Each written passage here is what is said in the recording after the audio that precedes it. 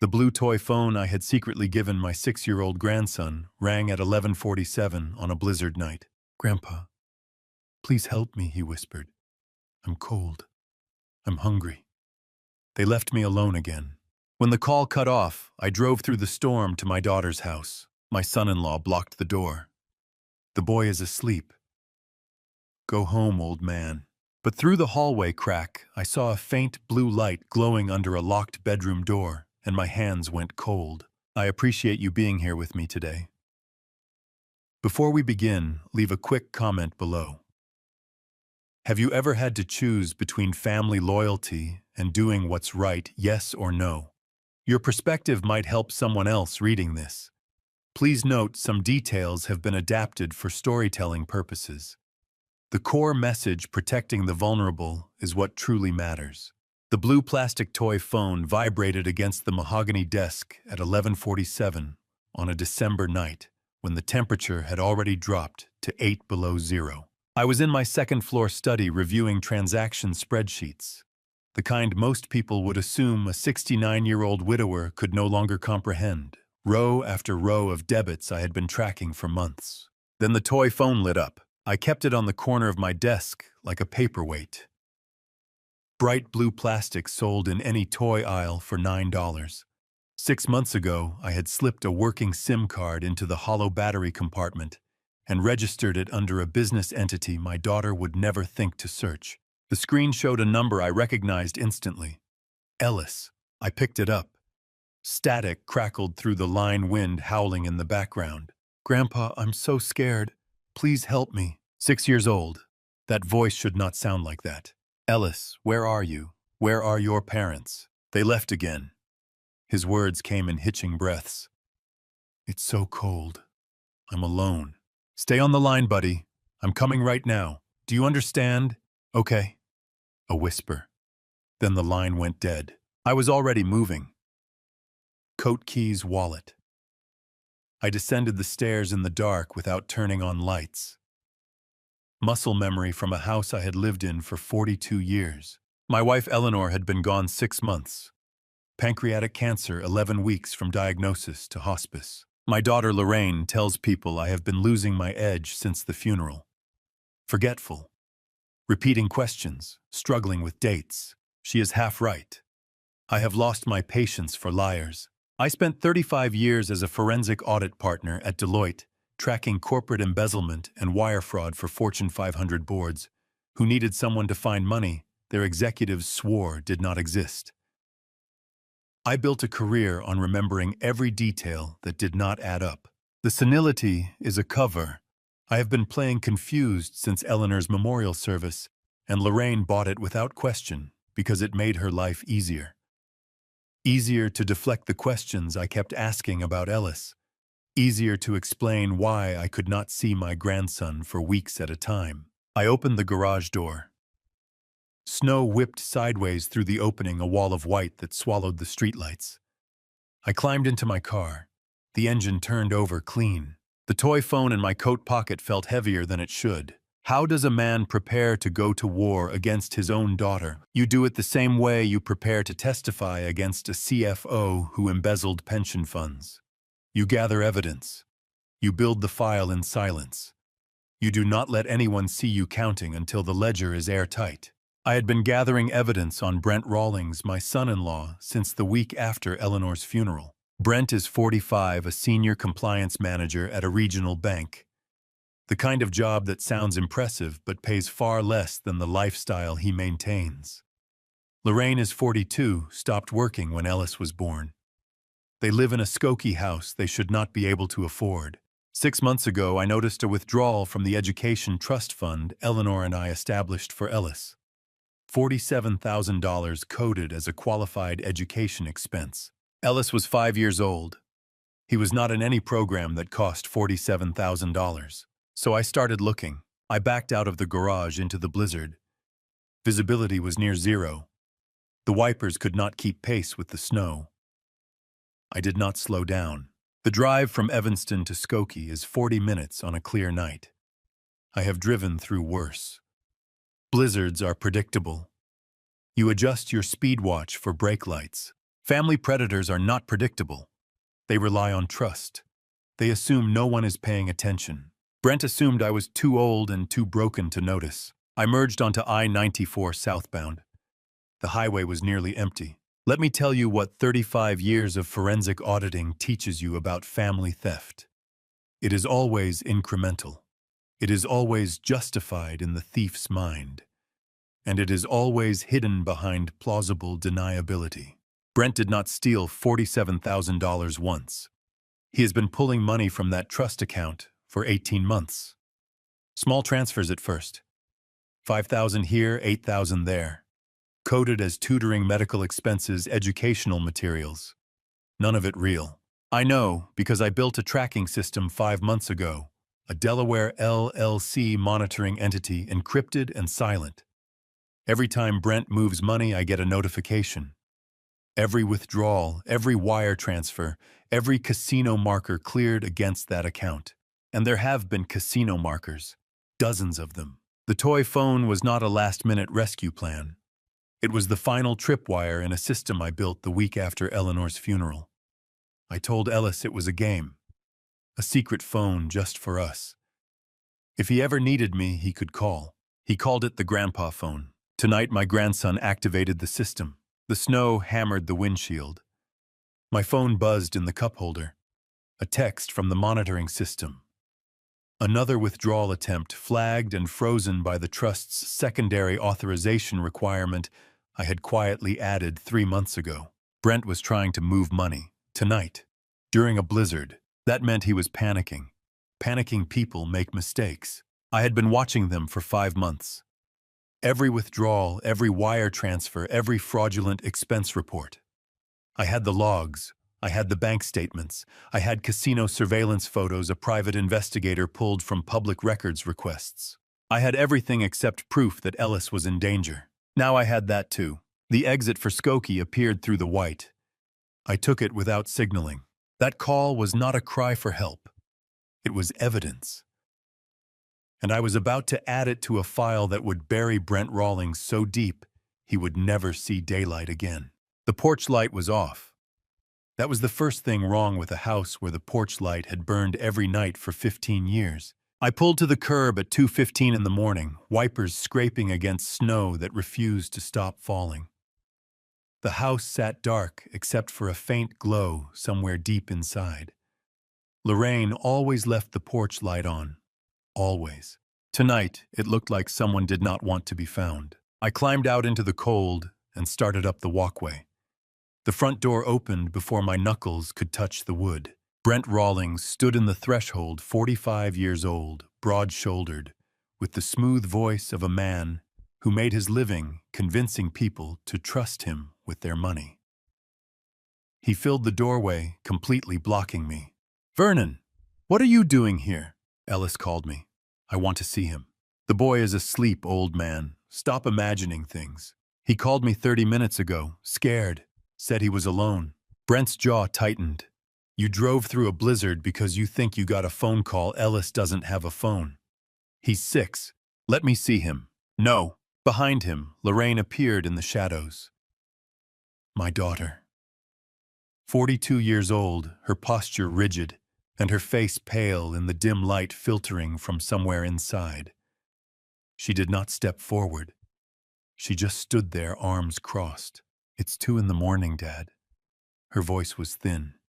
"You drove here in a blizzard for nothing. Ellis is fine. He's asleep." "Then let me see him. 5 minutes." Brent shifted his weight, narrowing the gap. "You need to go home before you get yourself killed in this weather. You're not thinking clearly." In 35 years of forensic work, I learned to read a man's confidence. There is the confidence of innocence which welcomes scrutiny. And there is the confidence of preparation, which comes from rehearsing your story until every word lands exactly where you need it. Brent's confidence told me everything. He had been waiting for me. He knew I was coming. I leaned slightly, trying to see past his shoulder into the hallway. The house was dark except for a sliver of light toward the back. And then I saw it. A faint blue glow, low to the ground, seeping out from beneath a closed door at the far end. The toy phone, still lit, still on. Ellis's bedroom door, closed, at 2 in the morning. I just want to see him, I said. 5 minutes, Brent, then I'll leave. Not happening. He started to close the door. Go home, Vernon. Sleep it off. I put my hand on the door, not pushing, just holding. Who's visiting at 2 in the morning, Brent? His eyes narrowed. What? The gray sedan at the curb. Out-of-state plates. That's not your car. So who drove 40 minutes through a blizzard to be here right now?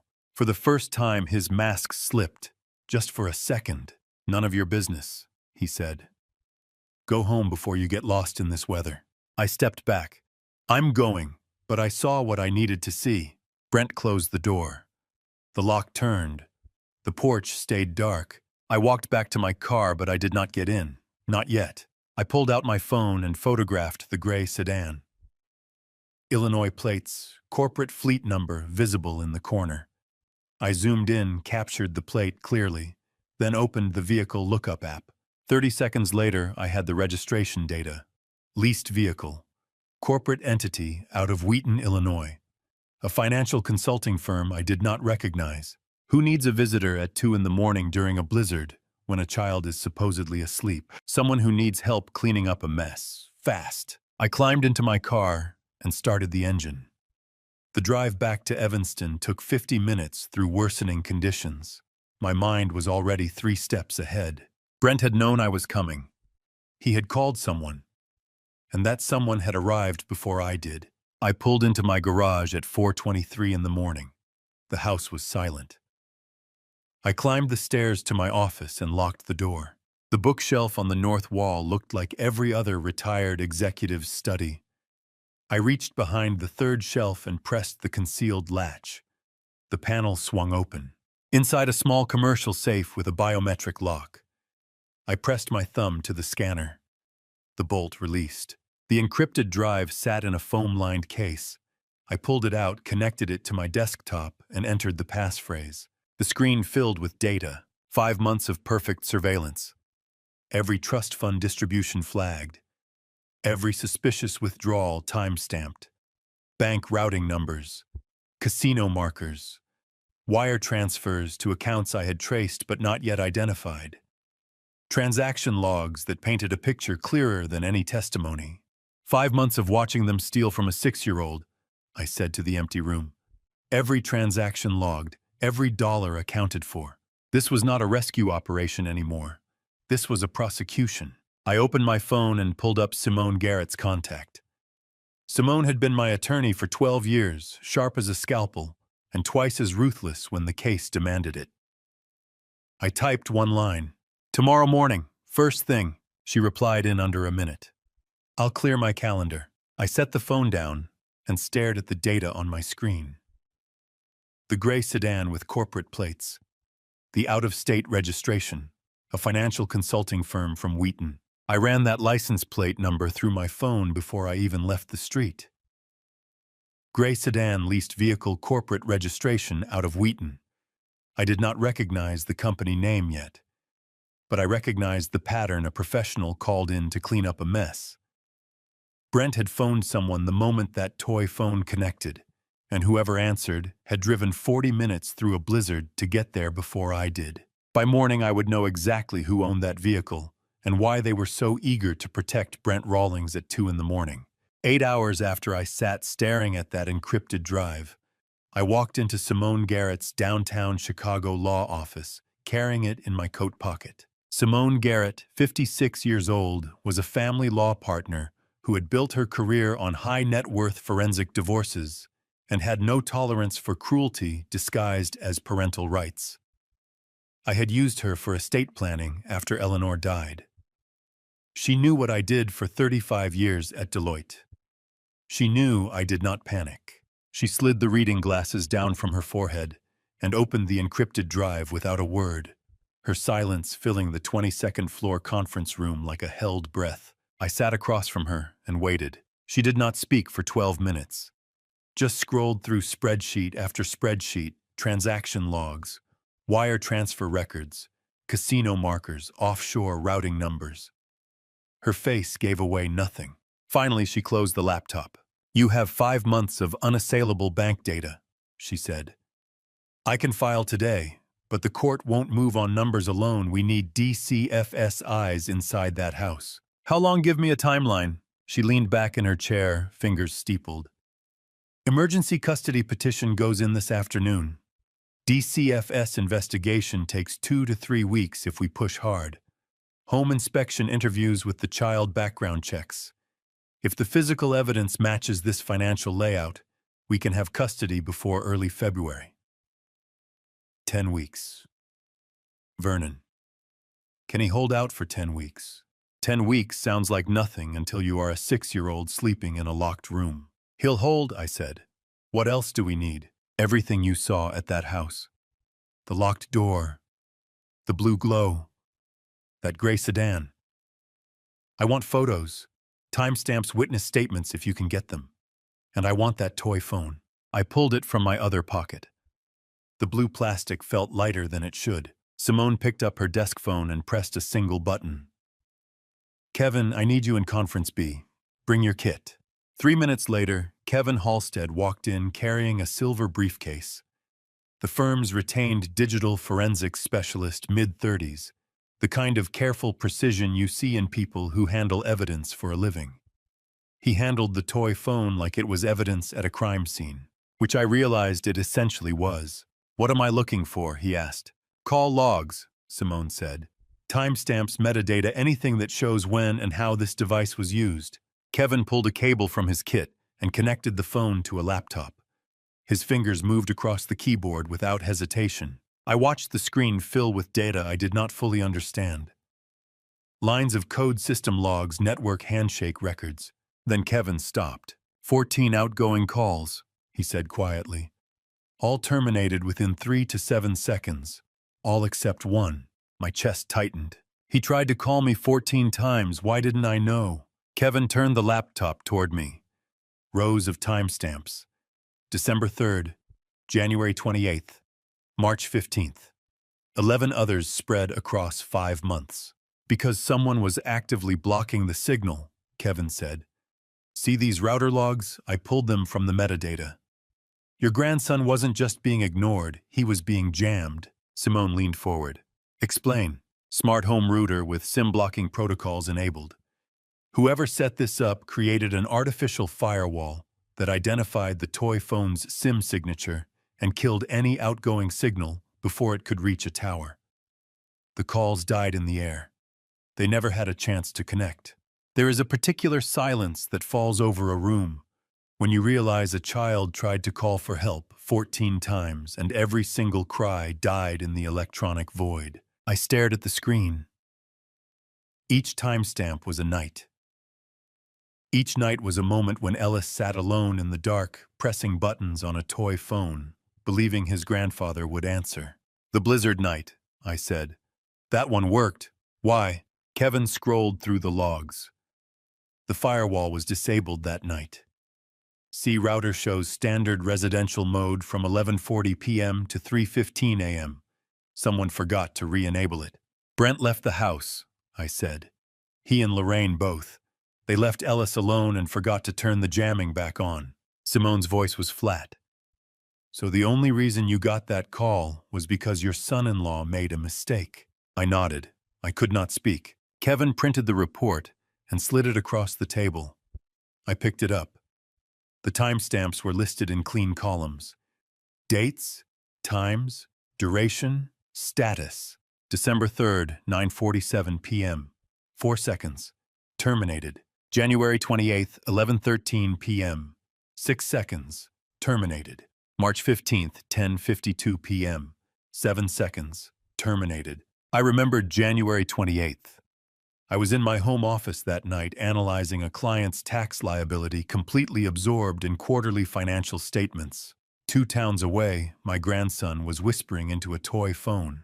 I read each timestamp out loud to myself, barely above a whisper. 14 times he reached out into the dark. 14 times the signal died in the air. Simone let me sit with it for a moment. Then she spoke. This isn't passive neglect, Vernon. This is systematic technological abuse. Brent engineered your grandson's isolation. That moves this from family dysfunction into criminal territory. I set the report down carefully, my hands steadier than I expected. File the petition, I said, today, and I want every shred of this in front of a judge. You'll have it. I stood to leave, but I could not stop staring at that list of dates. 14 attempts. 14 nights, a child sat alone in the dark, pressing buttons on a toy phone with absolute faith that his grandfather would answer. I had been hunting them with spreadsheets and encrypted databases, building the perfect forensic case. Tracking every dollar, every wire transfer, every fraudulent distribution. But while I was tracking their money, Brent was tracking something else entirely, my grandson's desperate attempts to reach me. And that gray sedan parked outside at 2 in the morning. The corporate registration from Wheaton, that was about to make perfect terrible sense. The corporate registration came back within 3 hours, and the name at the bottom of the leasing document made my jaw tighten with recognition. Cedric Farrell. Cedric Farrell's name appeared on the corporate leasing document as sole proprietor of a Wheaton CPA firm, 44 years old, Brent's college roommate, and the accountant whose signature had certified every fraudulent trust fund disclosure for 5 years. I sat in the back research room of Simone's office, staring at the screen while she stood behind me, reading over my shoulder. "You know him," she said. "Not a question. I know his signature. It's on every annual accounting report Brent filed with the probate court.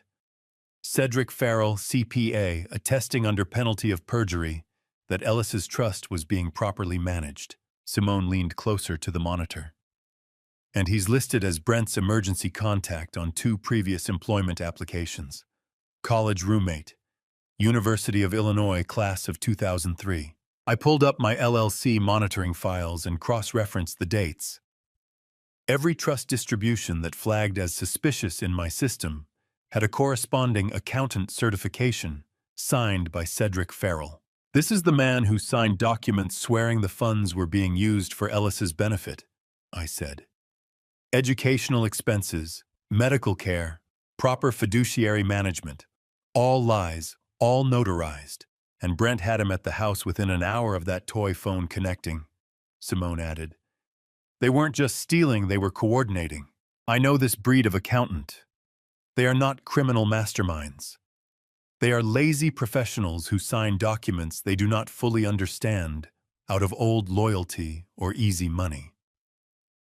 Cedric probably told himself he was just helping an old friend navigate complex trust regulations.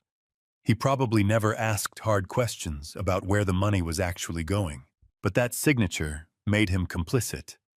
And that gray sedan in the blizzard made him an active participant. "Can we use this?" I asked. "Absolutely. Professional misconduct. False certification. If the state licensing board doesn't strip his CPA credentials, I'll be shocked. And it establishes conspiracy. This wasn't one man acting alone. This was coordinated fraud with professional cover." Simone printed the vehicle registration and added it to the growing file. I drove home as the winter sun dropped below the skyline. My mind kept circling back to that gray sedan. Brent had called Cedric before I even pulled into the driveway. He had backup on speed dial. He had a network. That night, I sat alone in my kitchen, past 11, reviewing the DCFS petition Simone planned to file in the morning. The house was silent. The radiators ticked. Snow fell outside the window. My phone rang. Unknown number, unlisted. I answered without speaking. "Dad?" Lorraine's voice came through as barely more than a whisper. "Please, just drop the court filing." I waited. "I'm afraid of what he'll do," she continued. "If you push this, if you keep going, things will get worse. For everyone." "Where are you calling from?" "That doesn't matter. Just listen. Things are more complicated than you see. You don't understand the situation." "Then explain it." Silence on the line. Not thinking silence. Trapped silence. "I can't," she finally said. "You just have to trust me. Drop the filing. Let this go." I set my coffee mug down carefully on the kitchen table. "Then explain the digital lock on your pantry door, Lorraine." I said, my voice flat and steady. "Explain why a 6-year-old needs to be locked away from food. 15 seconds of complete silence, not the silence of confusion, not the silence of someone trying to understand a question. There is a specific quality to the silence of someone who has been caught. It has weight texture, the density of suppressed truth pressing against the edges of a phone line. I have conducted enough forensic interviews to know the difference. Dad, The line went dead. I sat holding the phone for a long time, the dial tone droning in my ear, before I finally set it back in the cradle. She did not say, "What lock?" She did not say, "What are you talking about?" She did not ask me where I got that information or why I thought there was a lock on the pantry. She just went silent, the silence of someone who knows. I stood and walked to the window looking out at the dark street. Snow continued to fall. The neighborhood was quiet. Porch lights glowed through the white. My daughter knows that lock exists, which means my daughter knows why it exists. I thought about the night I showed up at that house. The way Lorraine stood in the shadows behind Brent, rigid and pale. The way she did not step forward, did not speak, just watched. I had wanted to believe she was afraid, controlled, a victim in her own right. But victims do not go silent when you ask about the mechanisms of their child's suffering. Victims ask questions. Victims express confusion or horror or denial. Lorraine expressed none of those things. She expressed the heavy, terrified silence of a partner who knows far too much. I walked back to the kitchen table and sat down. The DCFS petition sat in front of me, 23 pages of financial documentation and witness statements. Simone would file it in the morning. The machinery of the state would begin moving, and my daughter had just called from an unlisted number in the middle of the night to beg me to stop, not to explain, not to defend herself, not to claim innocence, just to beg me to stop looking. I sat staring at the dead handset for a long time, phone still pressed to my ear, even though the connection had ended minutes ago. In 35 years of forensic auditing, I had learned a fundamental truth about silence. There is the silence of an innocent person who knows nothing, and there is the heavy, terrified silence of a partner who knows far too much. Lorraine's silence was the second kind, and if my daughter knew about the pantry lock, the bedroom lock, the systematic isolation, then she was not a victim needing rescue. She was a co-conspirator who had already made her choice. The morning after Lorraine's call, I woke knowing my daughter had chosen her side. But grief is a luxury you set aside when a child's safety depends on speed. Simone's voice on the phone line at 9 a.m. carried the careful neutrality of a lawyer delivering news that cuts both ways. DCFS accepted the petition, she said. Senior investigator, not a trainee. They're taking this seriously. I sat up straighter in my home office chair. 72 hours, that's the window. Correct. They'll conduct an unannounced in-home inspection before the end of the week. It's unusual for intake to assign a senior investigator on first review that tells me the screener saw red flags she couldn't ignore. For the first time in days, I felt something like hope. Not the warm hope of a grandfather imagining reunions. The cold hope of an auditor watching the machinery finally engage. Finally, I said, the system is moving. Yes. But Vernon, while I was running the standard database sweep, I found something. The tone shift was immediate. Careful neutrality replaced by something harder. What kind of something? There's an anomaly in the system. A prior report from 3 weeks ago. Same household address. I stood without thinking. What do you mean, prior report? A DCFS intake report filed against Brent and Lorraine Rawlings on December 4, 2023. Suspected neglect, food insecurity concerning behavioral indicators. Mandatory reporter from Bright Futures Kindergarten in Skokie. My hand tightened on the phone. What was the outcome? Case closed December 15th, 11 days. What do you mean closed? They investigated and found nothing. No. Simone's voice went flat. I mean closed, as in terminated, as in someone made it go away. I was already reaching for my coat. Let me tell you how predators work. They don't just hurt children. They systematically dismantle every safety net designed to catch them. They identify the weak points in institutional armor, and they strike with precision. Brent had done this before, 3 weeks ago, and he had won. I drove to Simone's office in 23 minutes through midday traffic. She had the file open on her conference table when I arrived. "I pulled the full case record through legal request," she said. "It's worse than I thought." I sat down and read. The intake report was filed by a teacher at Bright Futures Kindergarten. Name redacted in the public version, but Simone had the unredacted copy through attorney privilege.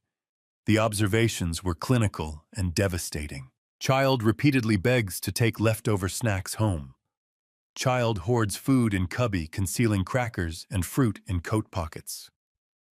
Child wearing clothes that no longer fit shoes, one size too small.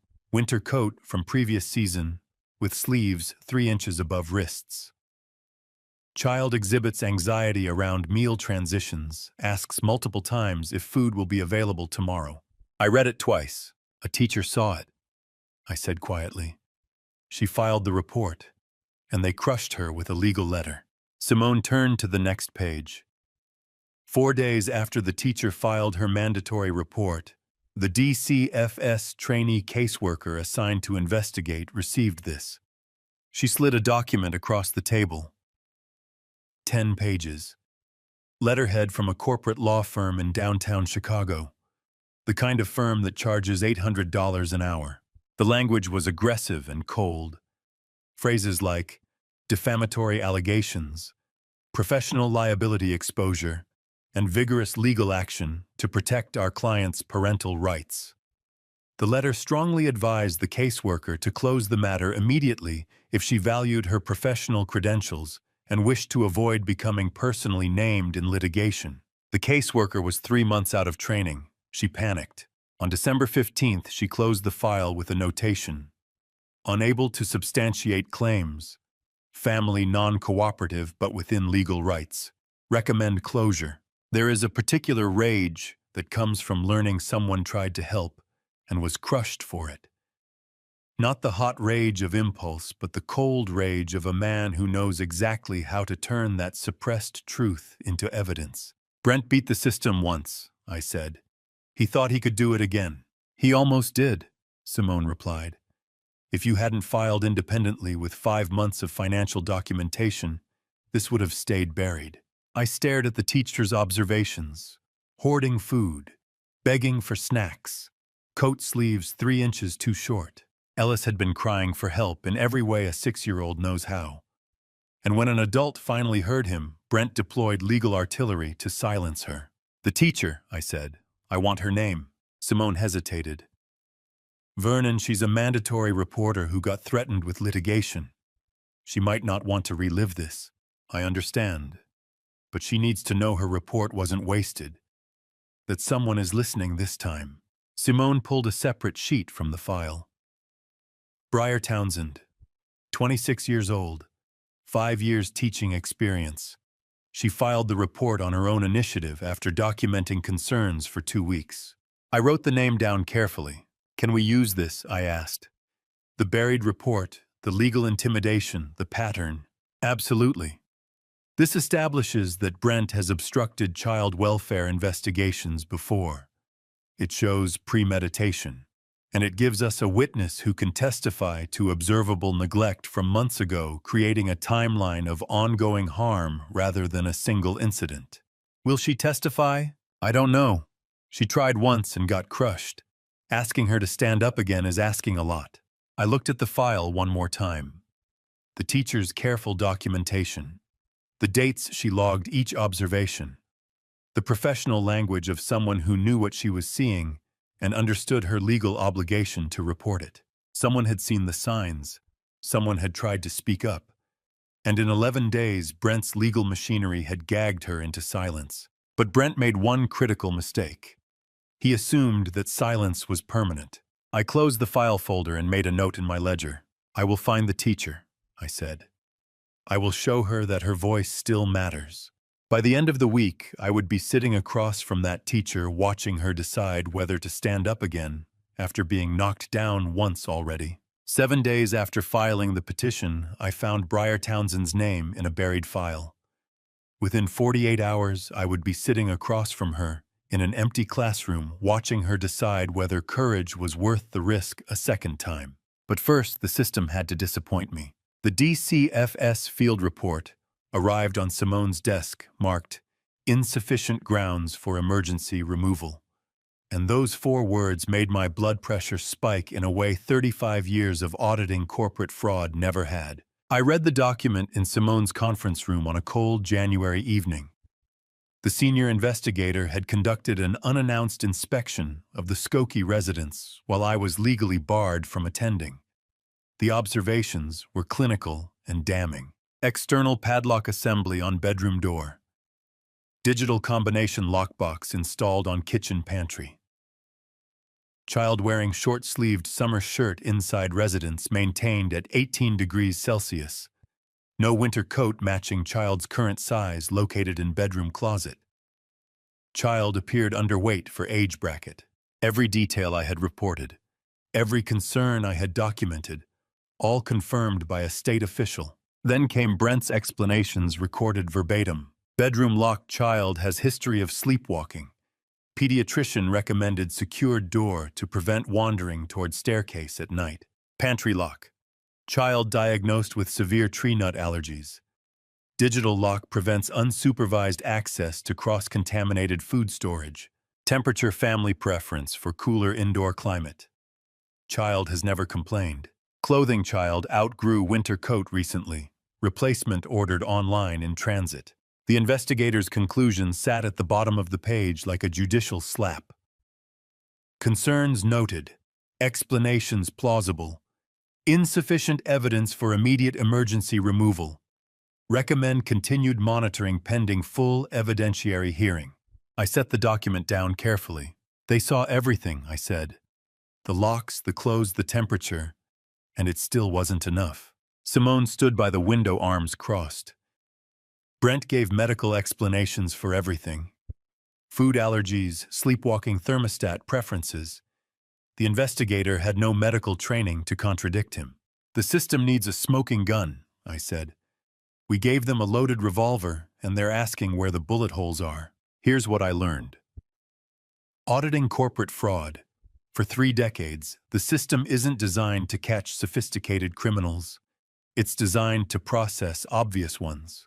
Bruises, burns, broken bones. Evidence a jury can see in a photograph. Brent was running a different kind of abuse. Systematic, controlled, invisible to anyone who didn't know what financial manipulation looked like when translated into a child's daily deprivation. We need the teacher, Simone said quietly. I nodded. I already had her name. The following afternoon, I drove to Bright Futures Kindergarten in Elmhurst. The building was cheerful, primary colors and hand-painted murals, the kind of place parents trust without question. The receptionist told me Ellis Ashford had been withdrawn from enrollment 3 weeks prior. No forwarding school listed. I thanked her and waited in my car in the parking lot until dismissal. Briar Townsend, 26 years old and in her 2nd year of teaching, locked her classroom door at 3:45 with hands that hadn't stopped shaking since she'd filed a mandatory child abuse report 3 weeks ago and been threatened by a corporate law firm for her trouble. She walked toward the employee lot, winter coat pulled tight, bag over her shoulder. I stepped out of my car. Ms. Townsend, I kept my voice gentle. My name is Vernon Ashford. Ellis is my grandson. She stopped. Her face went pale. I can't talk to you, she said immediately. They told me I could lose my teaching license. They lied to you, I said, and I need 5 minutes to explain why. She looked around the parking lot. Empty. Just the 2 of us and the winter wind. 5 minutes, she finally said. Inside. We walked back to her classroom. She unlocked the door, and we sat in child-sized chairs designed for 6-year-olds. The walls were covered in art projects and alphabet posters. Watching a 26-year-old woman's hands shake because she tried to protect a child and was legally terrorized for it. That's when you realize the real crime isn't just what happened to the boy. It's what happened to everyone who tried to help him. Tell me what you saw, I said. She took a breath.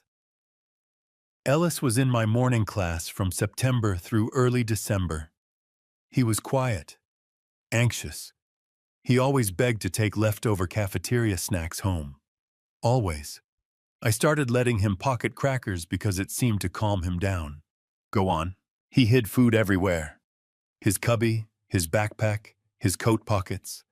I found granola bars he'd wrapped in napkins and tucked under his art supplies. And once during free drawing time, he made a picture. She opened her desk drawer and pulled out a folder. Inside, a child's crayon drawing. A house. A stick figure family. And over the front door, an enormous padlock drawn in thick black crayon. He drew a lock over his own house, she said quietly. A 6-year-old drew a lock where the door should be. I stared at the picture. The lock was 3 times the size it should have been. Deliberate. Emphasized. I filed the mandatory report the next day. Breyer continued. 2 weeks of documentation. The food hoarding, the anxiety, the drawing. 3 days later, I got a phone call from an attorney representing the Rawlings family. He told me filing false reports against upstanding clients could result in professional sanctions and civil liability. He used words like defamation and malicious intent. How old are you, Ms. Townsend? How old are you, Ms. Townsend? 26. And this is your 2nd year teaching? Yes. Student loans, she nodded. 53,000. So when DCFS closed the file 11 days later, you stayed quiet. I haven't slept right since I closed my mouth, she whispered. I see his face asking for crackers to take home. I see that drawing. I leaned forward. I'm reopening the case. I have a family law attorney who specializes in forensic custody disputes. Your original report is evidence, and this time you won't be alone. They'll come after me again. I'm not the state of Illinois, Ms. Townsend. I'm a grandfather with 35 years of forensic experience and a lawyer who doesn't lose. They cannot scare me. And if you stand with me, they can't scare you either. She looked at the drawing, then at me. What do you need? Everything you kept. Attendance records, contemporaneous notes, that drawing. And your testimony. She was quiet for a long time. Then she opened her filing cabinet. Breyer's filing cabinet held more than I expected. Attendance logs, behavioral notes, photographs of Ellis's cubby stuffed with hidden crackers. But a teacher's observations alone wouldn't be enough. I needed institutional failure documented in official records. 3 sealed boxes of subpoenaed files arrived at Simone's office that cold January morning. I approached them the way I'd approached every evidentiary audit for 35 years, looking for the pattern everyone else had missed. School records on the left, medical charts on the right. 9 unexplained absences per semester. That wasn't illness. That was deliberate isolation. Ellis was enrolled in the free and reduced-price lunch program at Bright Futures Academy, despite his household pulling 6 figures from the trust fund alone. Either Brent had committed application fraud, or he was keeping the child deliberately food insecure to justify the subsidized access. Free lunch program, Simone said, reading over my shoulder. For a family pulling in 6 figures from your grandson's trust fund. He's using poverty assistance while draining the trust, I said. That's not just cruel, it's systematic. The medical records were worse. 15 months without a single well-child checkup. Vaccinations delayed 4 months. A growth chart showing Ellis dropping from the 48th percentile to the 22nd over 18 months. Then I found the August 2023 emergency room admission. Triage nurse documentation, 6-year-old, male fatigue. Dizziness, apparent. Weight loss. Preliminary assessment, mild malnutrition, recommend social work consult.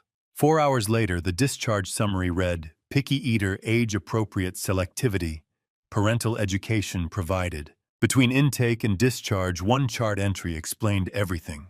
Attending physician consulted privately with father in hallway 15-minute discussion regarding patient dietary preferences. He bought the diagnosis, I said. Malnutrition flagged at intake, picky eater on discharge after a hallway conversation. Same pattern as the DCFS caseworker, Simone said. Same pattern as the teacher. Exactly. Brent intervenes privately. The observation disappears from the official record.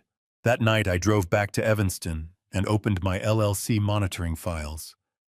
I had spent 5 months tracking the money.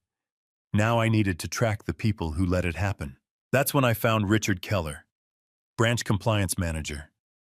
His signature appeared on 23 irregular trust distributions, each one manually approved, with a notation that it fell within acceptable fiduciary discretion. I pulled Brent's complete banking relationship, 4 commercial real estate accounts, all under Keller's division, generating approximately $180,000 in commissions over 2 years. I checked the probate court oversight forms, mandatory conflict of interest disclosure section, blank on all 23 approvals, undisclosed conflict of interest on a fiduciary account.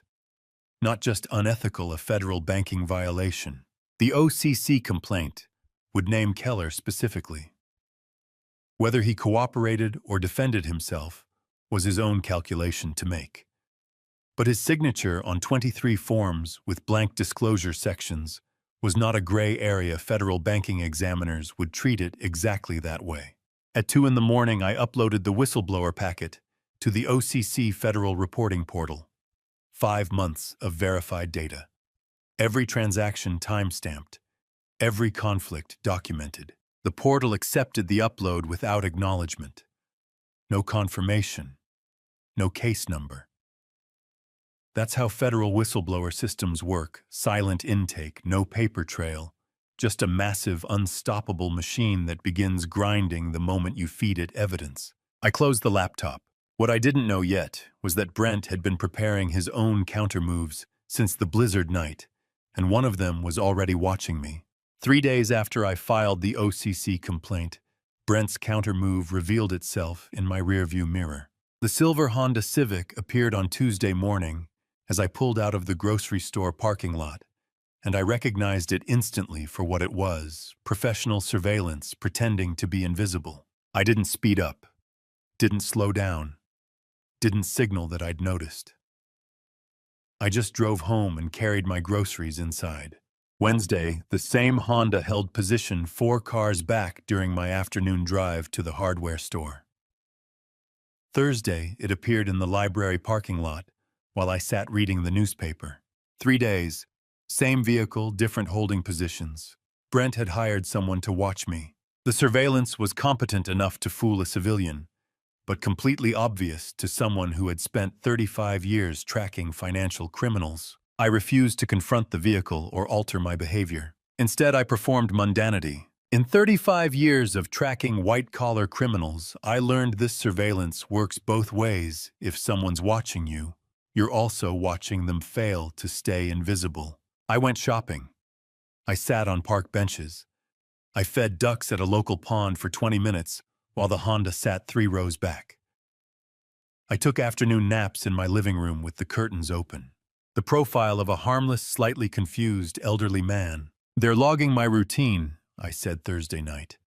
Shopping park visits, afternoon rest. The profile of a non-threat. While they watched me feed birds, every critical document was moving through Simone's encrypted channels. They were tracking a ghost. On Friday morning, I drove to Northbrook. The Honda followed. I parked at a coffee shop I'd selected because it was far from both Evanston and Skokie, neutral ground. I arrived early and selected a secluded booth in the back. Ordered coffee. Waited. Cedric Farrell walked in 20 minutes later, nervous, checking over his shoulder.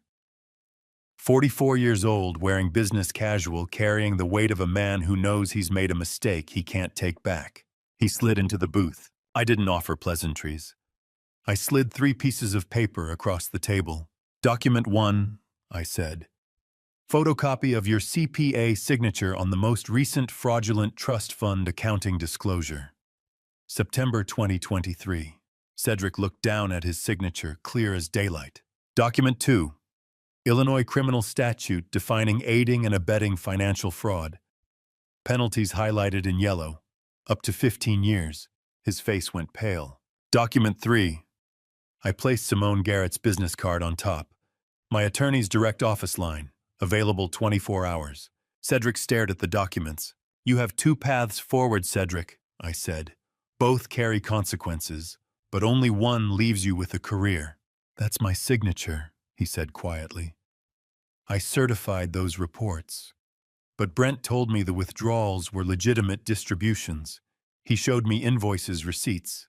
I trusted him. What you were told is irrelevant, I said. What you signed is evidence. The question is whether you're a defendant or a witness. Flipping a witness is like auditing a leveraged balance sheet. You show them exactly how much exposure they're carrying, then offer them one clean path to solvency. Cedric picked up the statute page. Read it.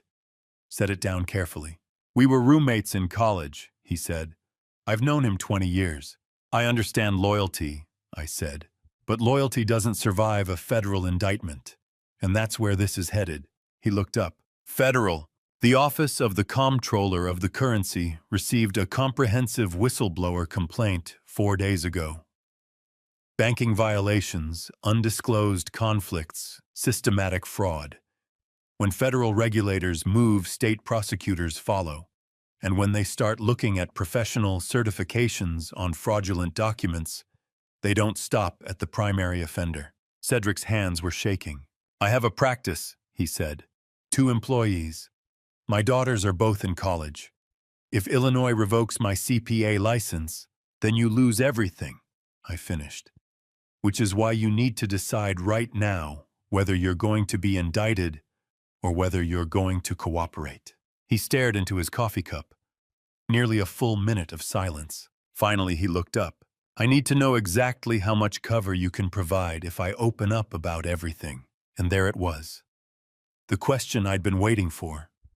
Not should I cooperate, but what protection do I get when I cooperate? He'd already decided. He was just negotiating the terms of his surrender. I can't promise immunity, I said flatly. I can't guarantee no professional sanctions. I can't make the exposure disappear. What I can promise is to document your immediate cooperation for the state prosecutor and the professional licensing board. I can show them you came forward before being charged. That documented timeline, cooperating witness versus indicted co-conspirator, that's the difference. How much difference between supervised probation and a federal prison cell? Cedric closed his eyes. I didn't promise to save his license, I said. I promised to document cooperation for the state prosecutor. That's the line between probation and an iron cell. He knows it. He opened his eyes and looked directly at me. 24 hours, he said. I need to get my affairs in order. 12 hours, I replied. And Simone's emergency cell number is on that card. By morning, I want copies of every email Brent sent you, every document he asked you to sign, every instruction he gave you about disguising those distributions. He'll come after me. He's already coming after both of us. The difference is, I'm ready for it. Cedric took the business card, stood, walked out without another word.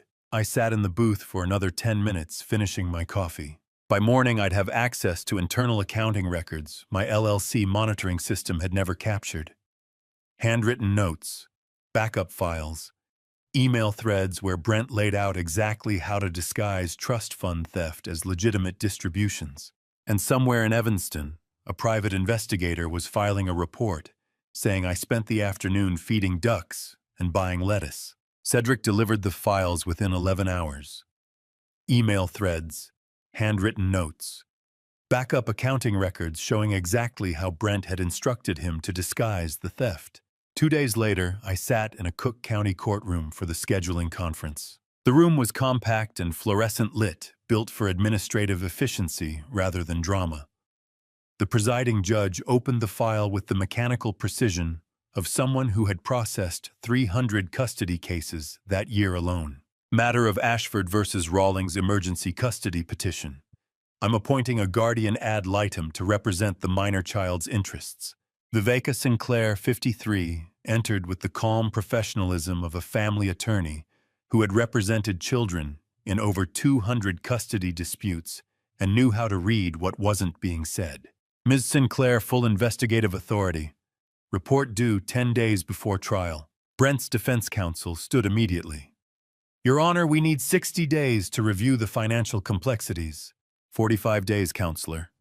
This involves a 6-year-old child. Full custody trial set for late January. I watched the attorney's jaw tighten. 60 days would have buried us in discovery requests and delays. 45 meant everyone was on a clock. 45 days sounds like nothing to a corporate attorney billing by the hour. To a 6-year-old sleeping behind a locked door, it's an eternity measured in terrified nights. During the court break, I watched Brent pace the corridor, typing furiously, making urgent calls. His veneer of control was cracking. I walked past without acknowledgement. Let him wonder. Let him panic. 6 days later, Viveka conducted her interview with Ellis at the Skokie house. A court order barred Brent and Lorraine from the bedroom during the conversation. They waited downstairs while she climbed the stairs alone. I wasn't there. But her report detailed everything. 20 minutes of gentle, age-appropriate questions. Do you feel safe in your room, Ellis? Sometimes, when they're not mad. If you could go anywhere, where would you want to be? He didn't answer, just looked at the floor. Before leaving, Viveka noticed a corner of yellow construction paper beneath the mattress edge. She retrieved it carefully. A child's crayon drawing. A square house with a triangle roof and chimney smoke. A long, jagged line stretching across the page. At the far end, another smaller square. At the bottom in shaky printing, "Go here if scared." Ellis believed he could walk from his house to mine. He had no concept that I lived 40 miles away in Evanston.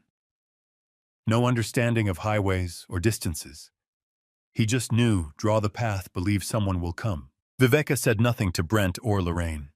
She sealed the map inside her official GAL report and filed it directly with the court. That evening, I sat alone reading the report. Simone had included a high-resolution photograph of the drawing. I stared at it for a long time. The chimney smoke. The impossible road. 4 words in a 6-year-old's handwriting. He didn't know I lived 2 hours away. Didn't understand that children can't simply follow a crayon line to safety. He just knew that somewhere there was a house with his grandfather inside, and if things got bad enough, that line would lead him there. I tried to set the photograph down, but my hands wouldn't release it. He had hidden this under his mattress like contraband weeks or months ago, and believed with absolute certainty that it was enough. Every door Brent had locked had only made Ellis more determined to find the one person who would unlock them all. 4 days after Ellis's escape map surfaced in the GAL report, the OCC delivered its response to my whistleblower complaint. The certified letter from the bank arrived at the Skokie house on a Tuesday afternoon, and I would learn later that Brent's hands were shaking so badly he could barely tear open the envelope. I wasn't there to see his face. I didn't need to be. I knew exactly what that letter said. The Office of the Comptroller of the Currency sent formal notification that Ellis's trust accounts and all interconnected corporate holdings had been flagged for emergency administrative review and were immediately frozen pending full investigation. I never saw Brent's face when the certified letter arrived, but I knew exactly what that letter said because I had written the complaint that triggered it. The OCC notification would have been cold, bureaucratic, and absolute. Every access line cut, every transfer capability suspended, every dollar locked behind federal oversight with no explanation and no timeline for resolution. I didn't need to watch him read it. I just needed to know it arrived. How did they? We were careful. In 3 decades of forensic work, I've learned this truth. Panic is the purest confession. When an innocent person faces accusations, they ask what they did wrong. When a guilty person faces discovery, they ask who told. 2 days later, Viveka Sinclair knocked on Opal Redmond's door as part of her standard neighborhood safety canvass. Opal invited her in and offered tea. What she described made Viveka's pen move quickly across her notepad. According to Opal's statement, the shouting had been audible through the shared wall on Tuesday afternoon, a man's voice loud enough to rattle picture frames repeating variations of the same question over and over. Who told them someone leaked the access codes? Lorraine's crying had been audible as well. Then a heavy impact against the wall. Then a car door slamming, tires pulling fast out of the driveway. Opal told Viveka she'd stood in her living room for several minutes afterward, too shaken to go back to her plants. She said she kept thinking about the little boy next door. 2 days later, Viveka Sinclair knocked on Opal's door. She was conducting a routine neighborhood safety canvass as part of her guardian ad litem investigation standard procedure to check for domestic disturbance concerns near the child's residence. Opal invited her in, offered tea. "I was just watering my plants when I heard the shouting," Opal said, settling into her armchair. "That poor little boy must have been terrified." Viveka pulled out her notepad. "Can you recall the exact words you heard Mrs. Redmond?" "Oh, yes. The man, Mr. Rawlings, he kept yelling, 'Who told them?' over and over, like someone had betrayed him. And something about access codes. Internal access codes, I think he said." Viveka wrote carefully. "And you're certain you heard, 'Someone is feeding them information'?" "Absolutely certain. He was so loud I heard it clear as day. Then he threw something against the wall, scared me half to death, and stormed out. Poor Mrs. Rawlings was crying the whole time. The best witnesses are the ones who don't know they're witnesses. They have no reason to embellish, no motive to lie, just the uncomfortable truth of what floated through thin walls on a Tuesday afternoon." "Is everything all right over there?" Opal asked. "With the little boy, that's what I'm working to determine," Viveka said gently. "Thank you for your civic awareness, Mrs. Redmond. This is very helpful." Viveka filed the witness statement in her sealed GAL report that afternoon. I read it that evening in my home office. The notation was clinical. Date, time, witness name, exact quotes. Opal Redmond had no idea she'd just provided documentation of Brent's consciousness of guilt regarding federal banking oversight. He wouldn't be panicking about being informed on unless he knew he was guilty of something worth reporting. He wouldn't be screaming, "Who told them?" unless he understood that someone had given federal investigators information he'd tried to hide. And he wouldn't be throwing furniture if he believed his explanations about legitimate distributions and medical necessities would hold up under scrutiny. I sat very still for a long time. Then I allowed myself the smallest, coldest smile. I didn't cause that shouting match. I didn't make Brent throw furniture or scream incriminating questions through walls his elderly neighbor could hear. I merely directed 5 months of pristine, verified data to the correct federal address and let the machinery of banking oversight do exactly what it was designed to do. Justice isn't a loud gavel or a dramatic confrontation. It's water dripping into stone, patient and relentless, until one ordinary Tuesday afternoon, the rock finally splits wide open. And Opal Redmond, watering her violets, had just documented the exact moment the fracture became visible. 3 days after Opal Redmond documented the fracture, Brent made his move. The encrypted monitoring alert pinged my laptop at 11:30 on a Wednesday night, flagging an out-of-state legal filing. I'd configured the system to watch for the moment Brent's financial control collapsed, and there it was, exactly as I'd predicted, a Florida asset protection attorney filing emergency guardianship transfer paperwork. I opened the document and read it carefully. Miami-Dade County, Florida. Emergency petition for interstate guardianship transfer. Filed on behalf of Brent Rawlings by a specialized asset protection firm. Brent had retained an attorney to draft paperwork transferring permanent physical guardianship of Ellis to a third-party proxy guardian, a shell business associate domiciled in Miami with no prior relationship to the child. The legal structure would allow trust distributions to continue routing directly to the proxy's Florida accounts, while Brent voluntarily relinquished Illinois custody. He was selling his stepson's guardianship to liquidate the asset and disappear before the Cook County Court could issue permanent orders. "He's not just running," I said to my empty office. "He's trying to sell custody rights like a distressed asset." I read it again slower this time, recognizing every component. Transfer guardianship to a Florida proxy, keep the trust distributions flowing, and vanish before Illinois locks him down. In corporate fraud, the final play is always the same. When you can't hide the crime, you try to sell the evidence and disappear into jurisdictional gaps before prosecutors can freeze your accounts. I'd seen this play in corporate bankruptcies 100 times. Liquidate the liability offshore the assets and disappear into the paperwork. Brent thought Ellis was a balance sheet entry he could transfer to a Miami shell entity. I picked up my phone and called Simone's emergency line. She answered on the second ring. What happened? Brent just filed guardianship transfer papers in Florida. He's trying to sell custody to a Miami proxy before we can lock him down. Silence on the line. Then send me the filing. Now. We conferenced until 2 in the morning, mapping the counter-strategy. By 8 a.m., Simone was at the Cook County Courthouse clerk's office filing a synchronized dual-motion assault. We file lis pendens first, she'd said during our call. Block the interstate transfer, freeze the real estate, lock every exit door. Lis pendens legal notice that the property was subject to pending litigation, preventing Brent from selling or transferring any real estate assets while the custody case was active. Then we hit him with ex parte emergency custody, everything we have all in one filing. Brent was playing checkers, move fast, jump pieces, run for the far row. We were playing chess, control the center, lock the flanks. And when your opponent finally realizes they have no legal moves left, that's called checkmate.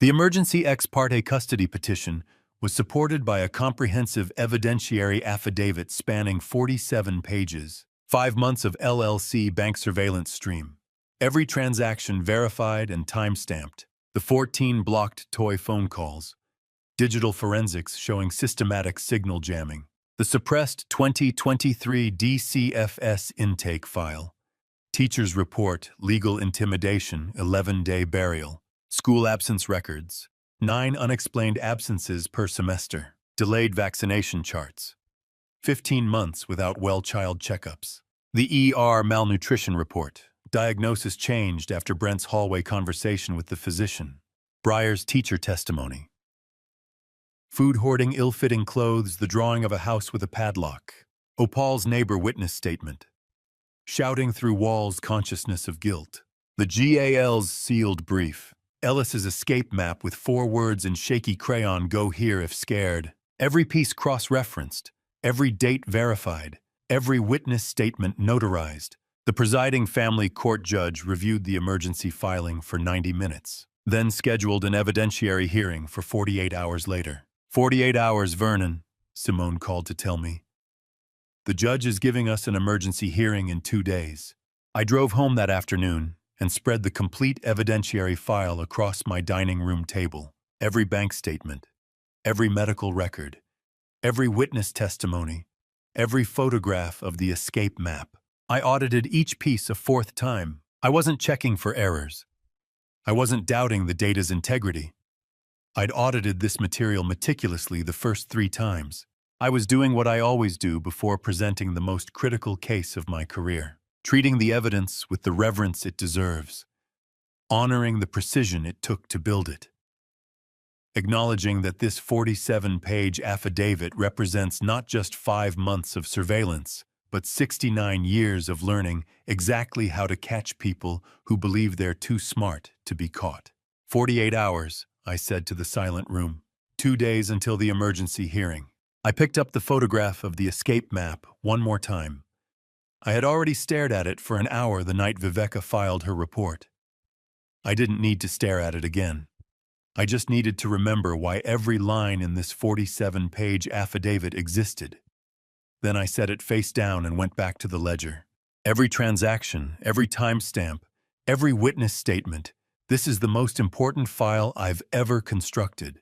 This wasn't just another corporate fraud case. This was my grandson's life documented in a ledger that spoke louder than any words I could ever say in a courtroom. 48 hours. I went home and audited every ledger line a 4th time, not because I doubted the data's accuracy, but because this wasn't just evidence anymore. It was the most important file I'd constructed in 69 years of forensic work. Every transaction I'd tracked, every witness I'd secured, every document I'd preserved, was about to speak in a courtroom for a 6-year-old boy who'd drawn a map to safety with crayons and hidden it under his mattress because he believed against all geographic impossibility that his grandfather would come. And in 48 hours, I'd find out if 5 months of silent, methodical work could overpower 5 years of systematic abuse documented in plausible explanations. But before that emergency hearing could take place, Simone's legal team uncovered something that changed the entire moral landscape of the case. Buried in the subpoenaed email archive from 2 years ago, they found messages from Lorraine to a close friend, and her words revealed she wasn't Brent's victim. She was his knowing accomplice. The 48 hours collapsed to 24 when the subpoenaed email archive arrived early. The subpoenaed email archive arrived on day 37, 14,000 messages spanning 3 years, and Simone's paralegal found the smoking gun in the first 90 minutes. Simone called me to her office immediately. I sat across from her in the conference room while she opened the file on her laptop. "Before we go into the hearing tomorrow," she said, "you need to see this."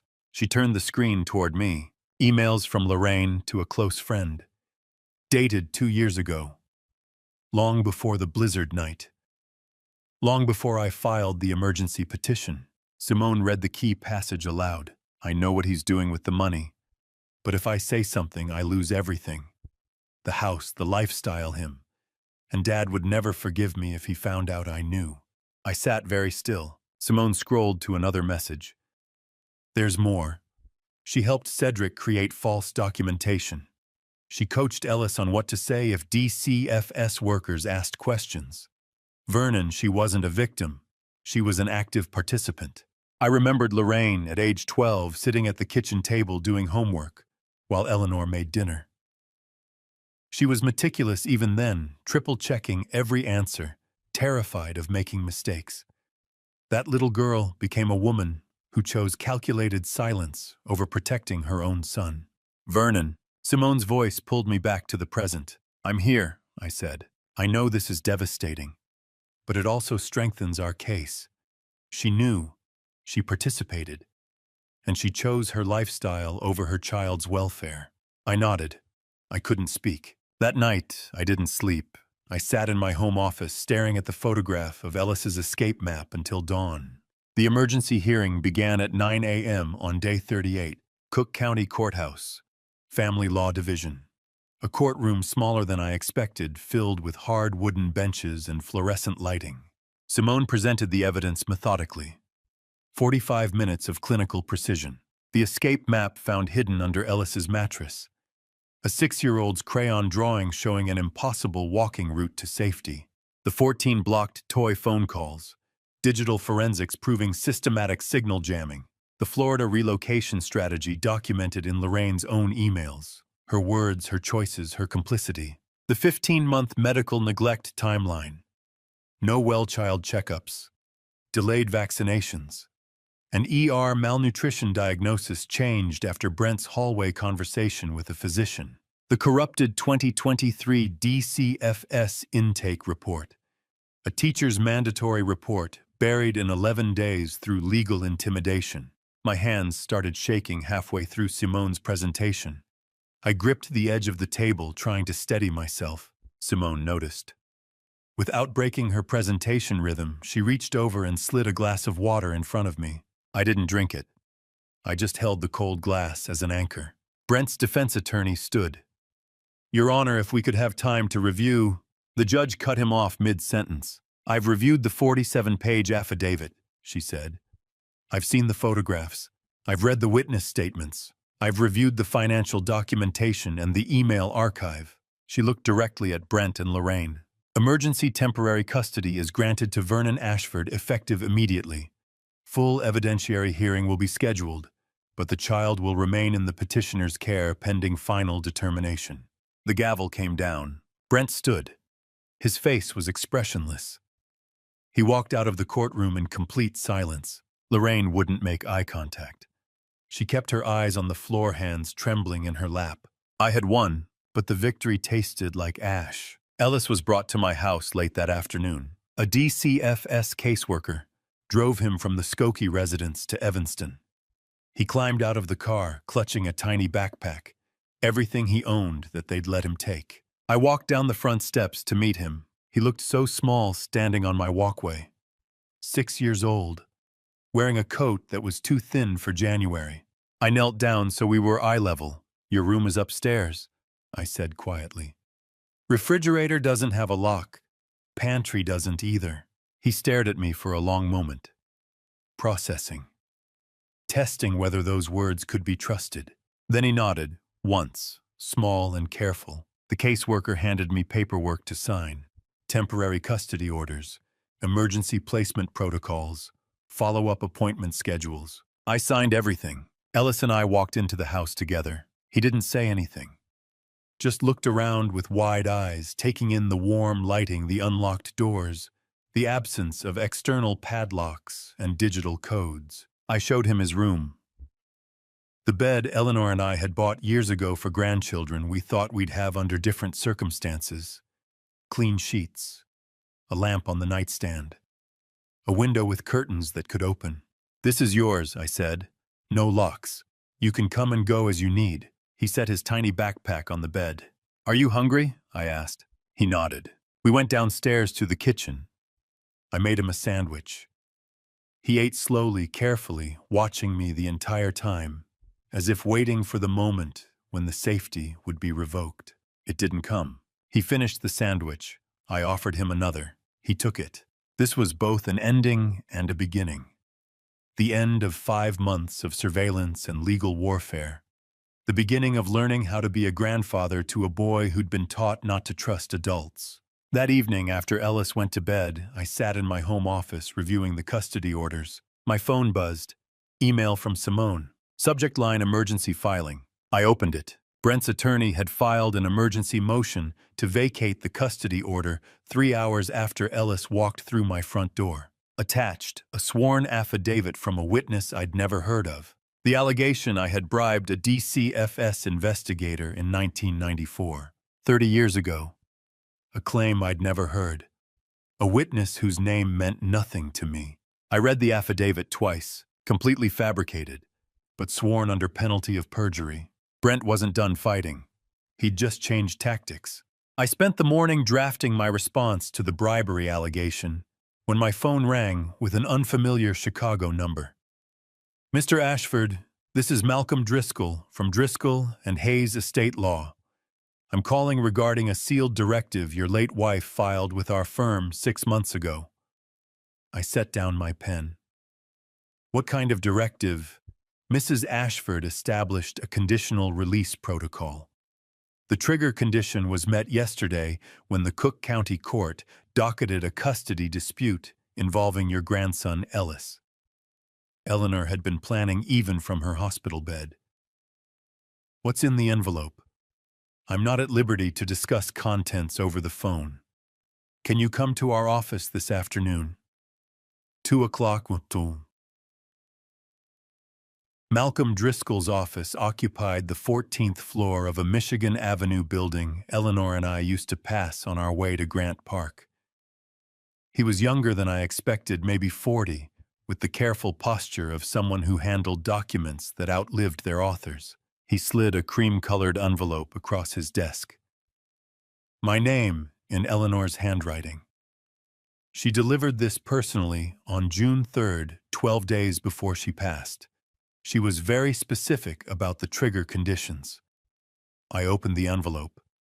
Inside were 3 items: a handwritten letter on Eleanor's monogrammed stationery, a manila folder containing printed bank statements I'd never seen, and a business card with a handwritten phone number.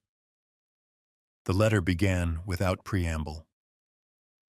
"Vernon, if you're reading this, Lorraine or Brent has escalated to legal action regarding Ellis. I've been tracking concerning patterns for 18 months. You thought I was organizing photo albums those last months. I was documenting." The manila folder contained statements from accounts I didn't recognize. Cayman Islands, British Virgin Islands, Singapore, all showing wire transfers that corresponded exactly to the dates of the distributions from Ellis's fund. But these accounts had different beneficial owners listed. Shell companies.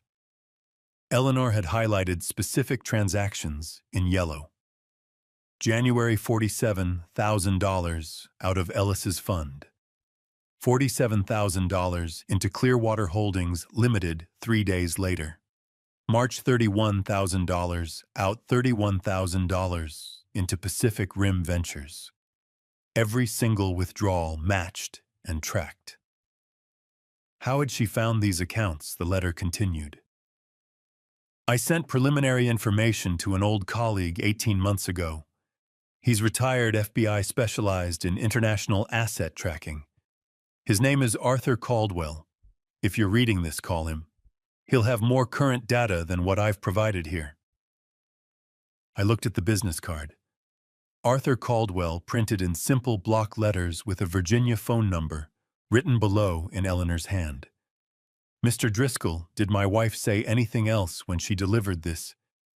She said you were the most honest person she'd ever known, and that when the time came you'd need proof that your instincts were correct. She was very calm, very certain.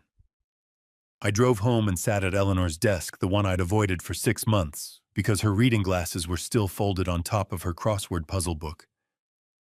I dialed Arthur Caldwell's number. He answered on the second ring. Caldwell. Mr. Caldwell, my name is Vernon Ashford. Mr. Caldwell, my wife Eleanor. I've been expecting your call, Mr. Ashford. I'm very sorry for your loss. Eleanor was one of the most precise analytical minds I encountered in 30 years at the Bureau. She contacted me as a civilian consultant, the way certain people do when they have data that needs a proper home. I sat with that for a moment. Eleanor had always kept her own counsel. In 42 years of marriage, she had never needed my permission to be formidable. She sent you information about my grandson's trust fund. She did. 18 months ago, she sent me account numbers and transaction patterns that suggested a sophisticated layering scheme. I've been tracking this network since then. As of this morning, we've identified 17 shell entities across 6 jurisdictions, all connected to your son-in-law and one Cedric Farrell. 17 entities. Eleanor had found 3. What exactly have you been doing for 18 months? Building a case. The problem with international asset tracking is you need proof of intent, proof of coordination, and proof that funds are the same funds. Your wife gave me the first piece. The custody dispute you filed gave me legal predicate for the second, and your son-in-law just handed me the third piece this morning. What did he do, He moved $200,000 from a Cayman account into a Singapore entity at 4 a.m. Chicago time. That's a panic move, Mr. Ashford. People don't restructure offshore holdings at 4 in the morning unless they think someone's about to freeze their accounts, which means he knows you're closing in. I thought about the bribery allegation Brent had filed, the desperate swing of someone who realized his perimeter was collapsing. Can you trace where the original funds came from? Already did. Every dollar in those offshore accounts traces back to your grandson's trust fund through a series of intermediate transfers designed to obscure origin. Your wife documented the first layer. I've mapped all 7 layers. It's textbook money laundering, Mr. Ashford, and it's been running for 5 months. The same 5 months I'd been running my surveillance operation. Eleanor had been running her own operation for a year before that from hospital rooms and treatment centers, watching patterns while everyone thought she was resting. What happens now? Now I forward my findings to the Financial Crimes Enforcement Network and the IRS Criminal Investigation Division. And you show your attorney everything your wife documented. Because what you've uncovered isn't just custody fraud, Mr. Ashford. It's a RICO predicate. I hung up and looked at the ceiling. My wife had engineered this operation from a sterile hospital room, enduring pain I'd never had the courage to ask about. She'd been charting data, building a perimeter around a grandson she'd never see the ride a bicycle.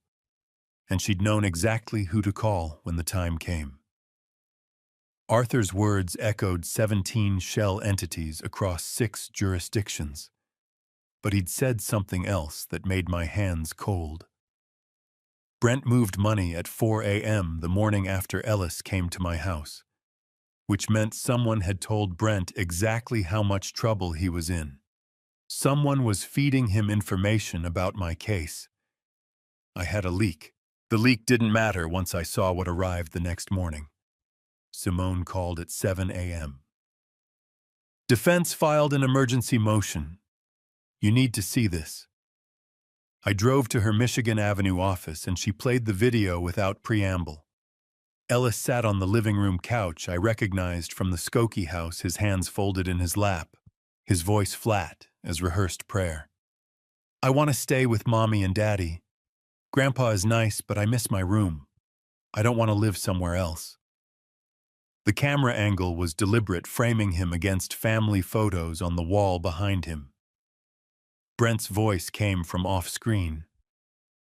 And how do you feel about visiting Grandpa sometimes? That would be okay, but I want to go home.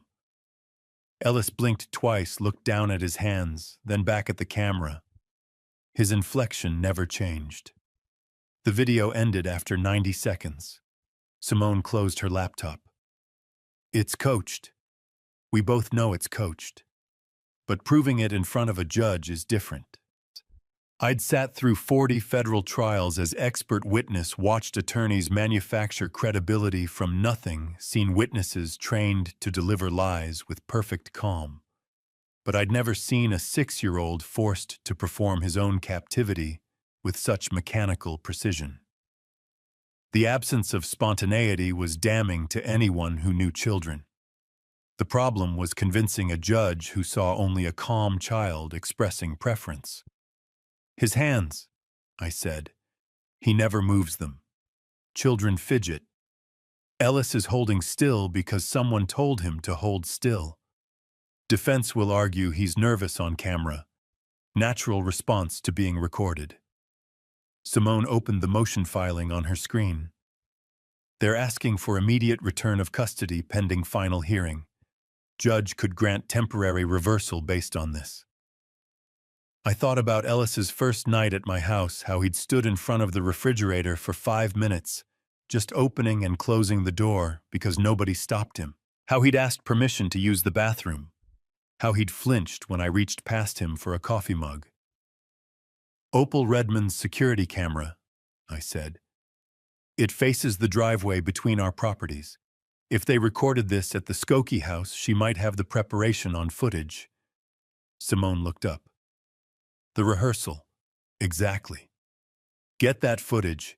Get it today. I called Opal from the parking garage. She answered on the third ring. Mr. Ashford, I saw your grandson playing in your backyard yesterday. First time I've seen that child smile. Opal, your porch camera. Does it capture video or just motion stills? Continuous recording. I keep 30 days rolling. What date do you need? January 23rd, afternoon. Come over at 2, I'll have it pulled up. Opal's living room smelled like Earl Grey tea and old books.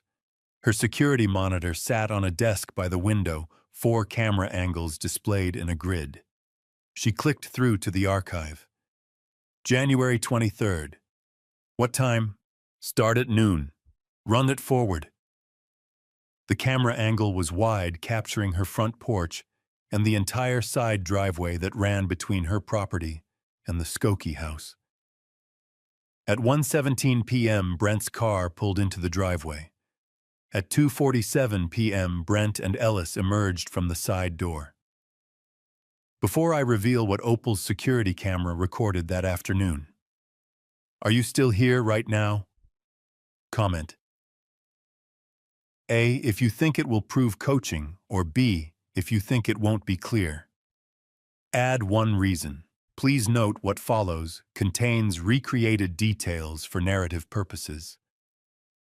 The timestamp on Opal's footage read 2:47 p.m. January 23rd, exactly 18 hours before the defense video was recorded.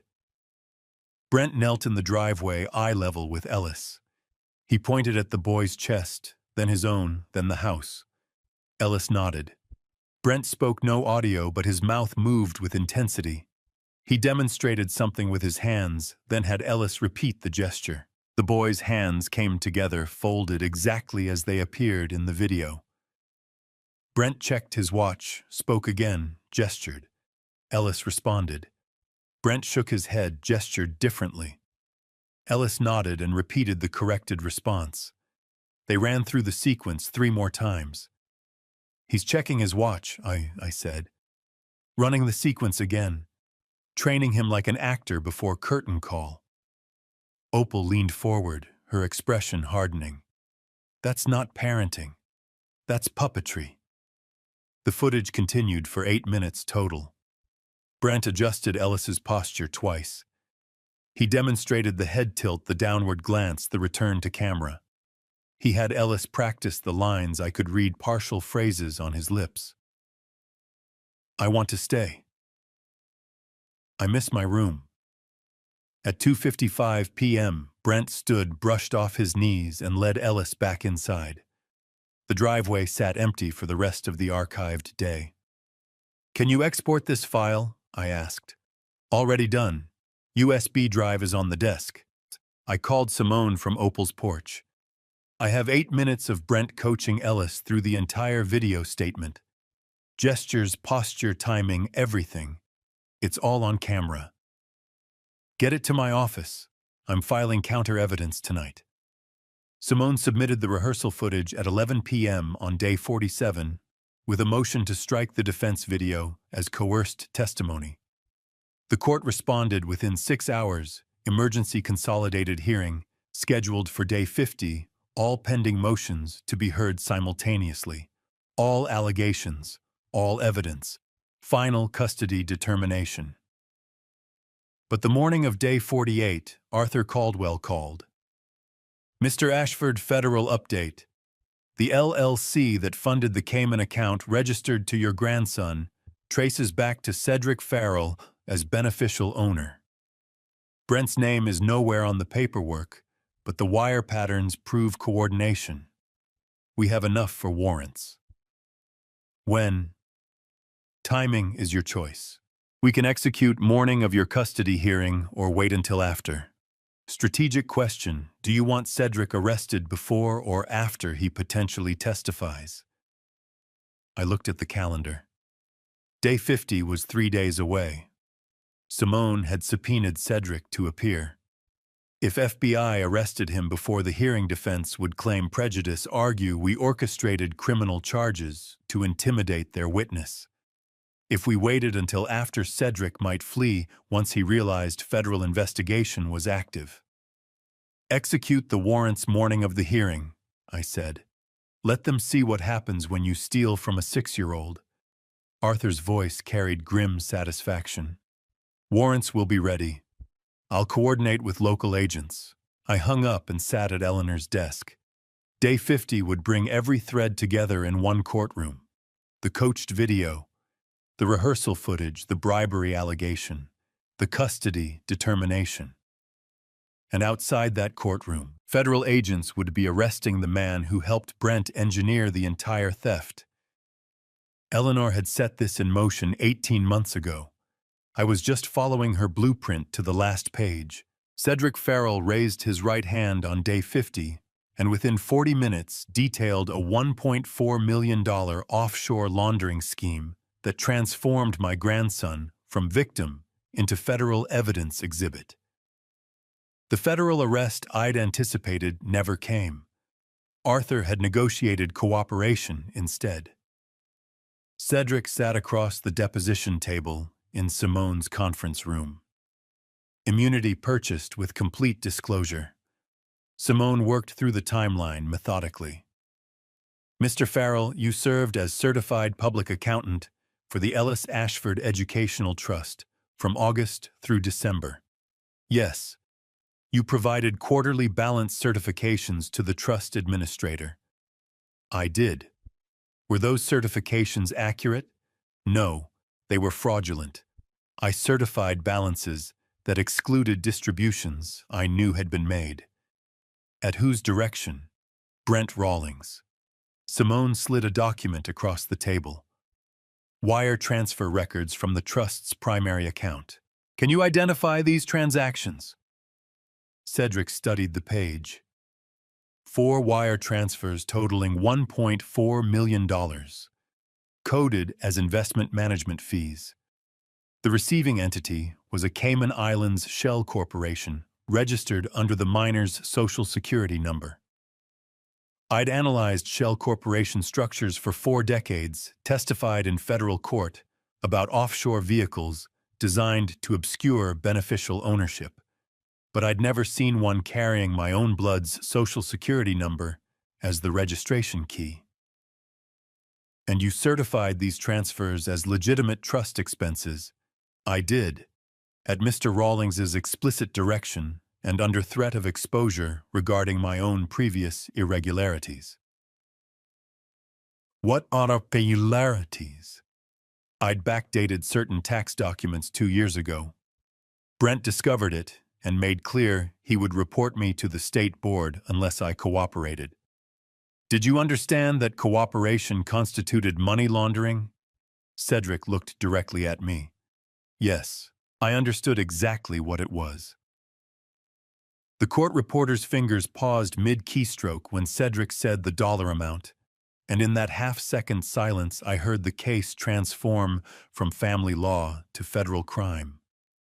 The deposition continued for another hour. Cedric detailed the Shell Corporation's formation, the wire protocols designed to obscure ownership, the falsified investment reports. When Simone finally said, "No further questions," Cedric nodded once in my direction and left. "We have him," Simone said.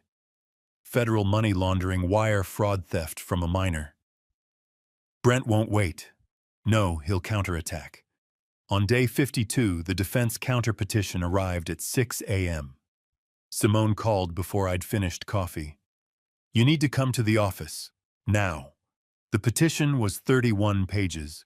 Richard Holbrook, the defense attorney representing Brent and Lorraine, had a reputation for aggressive counter-litigation, always turning plaintiff credibility into the central battleground. He'd done exactly that here. The petition framed me as an unstable, manipulative, elderly individual using my grandson as a pawn in a vendetta driven by unresolved grief and deteriorating mental capacity. Attached were sworn declarations from 3 distant cousins describing my behavior at Eleanor's funeral as erratic. One mentioned confused names. Another claimed paranoid suspicions about medical staff. The third described angry outbursts, all true in the narrow sense that grief produces confusion. All false in the implication that confusion meant incompetence. The most damaging exhibit was my memory journal. The leather notebook Lorraine had given me 2 weeks after Eleanor's funeral, inscribed, "For the memories we keep." I'd used it to record moments with Eleanor mixed with daily notes. Simone read from the petition. "They're calling the memory journal evidence of deteriorating cognition. The gift Lorraine gave you to help with grief, they've weaponized it." She read Holbrook's language. "Exhibit F demonstrates ongoing cognitive impairment, requiring daily written prompts for basic task completion. Subject maintains detailed logs of routine activities, suggesting significant executive function deficits. Memory prompts include reminders to take medication, pay bills, and attend appointments consistent with progressive dementia presentation." I thought about Eleanor's voice telling me to write things down because grief makes the brain tired. "When they attack your competence, it means they've run out of facts," she'd said. "Schedule the full battery, Poisson. Neurological, cognitive, psychiatric. I want independent certification. This will delay the custody hearing by at least 2 weeks. He doesn't need to win the competency argument. He just needs procedural delay for Brent to move remaining assets offshore. Can you pass the evaluation?" I ran a forensic auditing practice for 30 years, managed complex federal testimony, and spent 5 months building an airtight case while maintaining operational security they never detected. "Yes, Simone. I can pass a competency evaluation." She reached for her phone. "I'll have it scheduled by end of business." I drove home and sat at Eleanor's desk. The memory journal was in evidence lockup, but I remembered what I'd written. Eleanor's laugh when she beat me at Scrabble. The way she'd fold grocery receipts into precise squares. Her handwriting on the sealed envelope with Arthur's name. Grief wasn't cognitive decline. It was the price of having loved someone worth remembering. On day 53, Arthur called. "Vernon, we have a timeline issue. FBI Financial Crimes is executing warrants against Brent and the Cayman Shell entity within 72 hours. But there's a legal problem. The competency petition." Exactly. If Holbrook convinces a judge you're incompetent, your entire whistleblower testimony to the FBI becomes legally inadmissible. Without your testimony establishing predicate knowledge, we lose foundation for the warrants. The case collapses. I looked at the calendar. 72 hours. 3 days to prove I was competent enough to destroy my daughter's life to save my grandson's. "When's the evaluation?" "Tomorrow morning. 9 a.m. Northwestern Neurology Department. Full battery cognitive neurological psychiatric. Results expedited for legal proceedings. I'll be there." Arthur's voice carried uncertainty. "Vernon, these evaluations are designed to find impairment.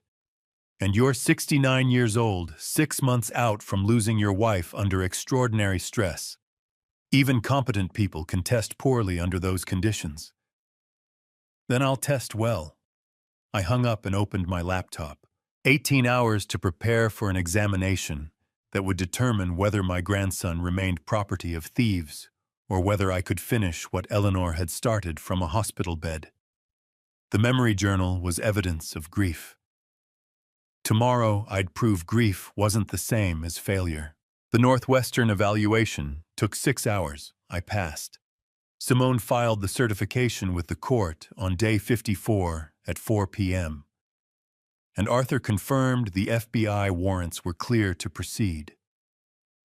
The federal freeze hit Brent's accounts at 9:47 a.m. on day 55, and by 10:15, Opal Redmond was calling Simone to report a man slamming his fists against a car hood in the Skokie driveway, screaming about blocked access codes. I was in Simone's office when her phone rang. She put it on speaker. "Simone, this is Opal. You need to hear this. Brent Rawlings just had a complete meltdown in his driveway. I have it on camera." "What happened?" "He came out of the house at 9:50, got in his car, then apparently tried to access something on his phone. He started yelling. Got out of the car, slammed both fists on the hood. Lorraine came out, and he was screaming at her about frozen lines and internal access codes. Then he just drove off." "She's still standing there." Simone looked at me. "The OCC freeze is complete. Every account, every shell entity, every wire pathway. He has no liquidity. How long until he realizes the access codes came from Eleanor's documentation? He already knows. That's why he's panicking." I thought about Eleanor in her hospital bed, writing down account numbers with shaking hands, sealing them in an envelope with Arthur Caldwell's name. She'd mapped the entire financial structure 18 months before Brent knew anyone was watching. By the time he discovered the surveillance, the perimeter was already closed. Simone pulled up the OCC order on her screen. "Freeze extends to all beneficial ownership interests in entities connected to the trust. Cayman Accounts Singapore Holdings, the shell corporations Cedric testified about. Everything's locked pending federal investigation. What about the Florida relocation plan? Dead. He can't fund it. Can't wire deposits for property. Can't establish new accounts without triggering federal reporting requirements. He's financially immobilized." My phone buzzed. Text from Opal with a video file attached. I opened it. Opal's security footage showed a man watching his empire collapse in real time. Hands on metal shoulders, heaving wife standing 3 feet away like a stranger at a bus stop. Lorraine didn't move toward him. Didn't speak. Just stood there while Brent screamed at the sky, then got in his car and accelerated out of the frame. "Send that to Arthur," Simone said. Consciousness of guilt. Federal prosecutors love real-time panic responses to enforcement actions. I forwarded the file and sat back. Eleanor had engineered this moment from a hospital room. She'd known exactly where to put the pressure to make the structure collapse. The freeze wasn't just financial immobilization. It was proof that every move Brent had made for 5 months had been documented, cataloged, and transmitted to federal investigators before he'd even known he was under surveillance. 2 days later, Lorraine walked into Simone's office without an appointment. The receptionist called back to warn us, and Simone told her to send Lorraine through. My daughter looked like she hadn't slept. Her hands were shaking when she sat down across from us in the conference room. No attorney with her, no prepared statement. Just desperation in a navy blazer that didn't quite fit right anymore. "I'll testify against him," she said without preamble. "Everything. The offshore accounts, the coaching, all of it. I'll give you every detail. Just drop me from the civil suit." Simone's expression didn't change. "Lorraine, you need to stop talking right now and hire a criminal defense attorney. I'm trying to cooperate. Isn't that what you want?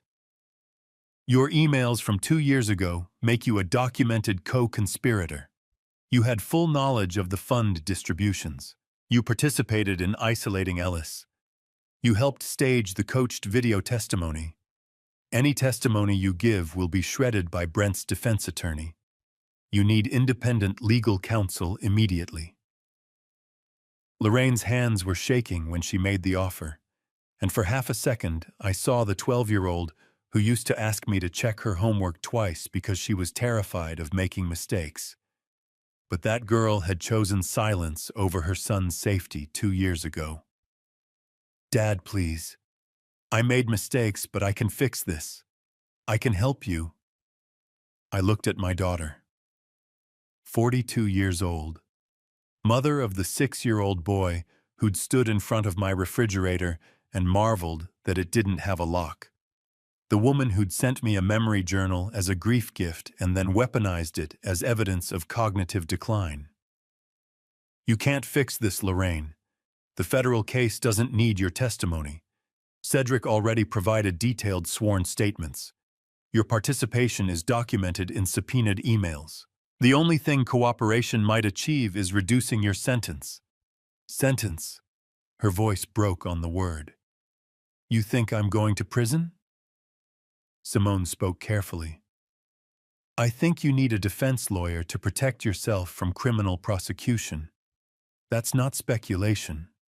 That's legal reality based on the evidence the FBI has compiled. And you won't help me." Lorraine looked directly at me. "You're going to let them prosecute your own daughter. I'm going to protect my grandson. Those are separate concerns. I'm your family. So is Ellis. And when you had to choose between his safety and your financial comfort, you chose the money. Now you're asking me to choose between your legal convenience and his permanent custody. I'm choosing him." Simone stood. "Lorraine, this meeting is over. You need representation before you say anything else." Lorraine stood slowly, looked at me one more time like she was waiting for me to change my mind. When I didn't speak, she turned toward the door, then stopped. "You should know something. Brent's meeting with someone tonight.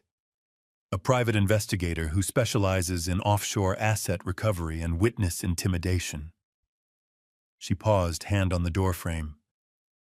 "He asked for Ellis's school schedule and your home address in Evanston." Simone's phone was in her hand before Lorraine finished the sentence. My daughter walked out of the glass office. I'd been her father for 42 years, but I'd been that boy's grandfather for 6.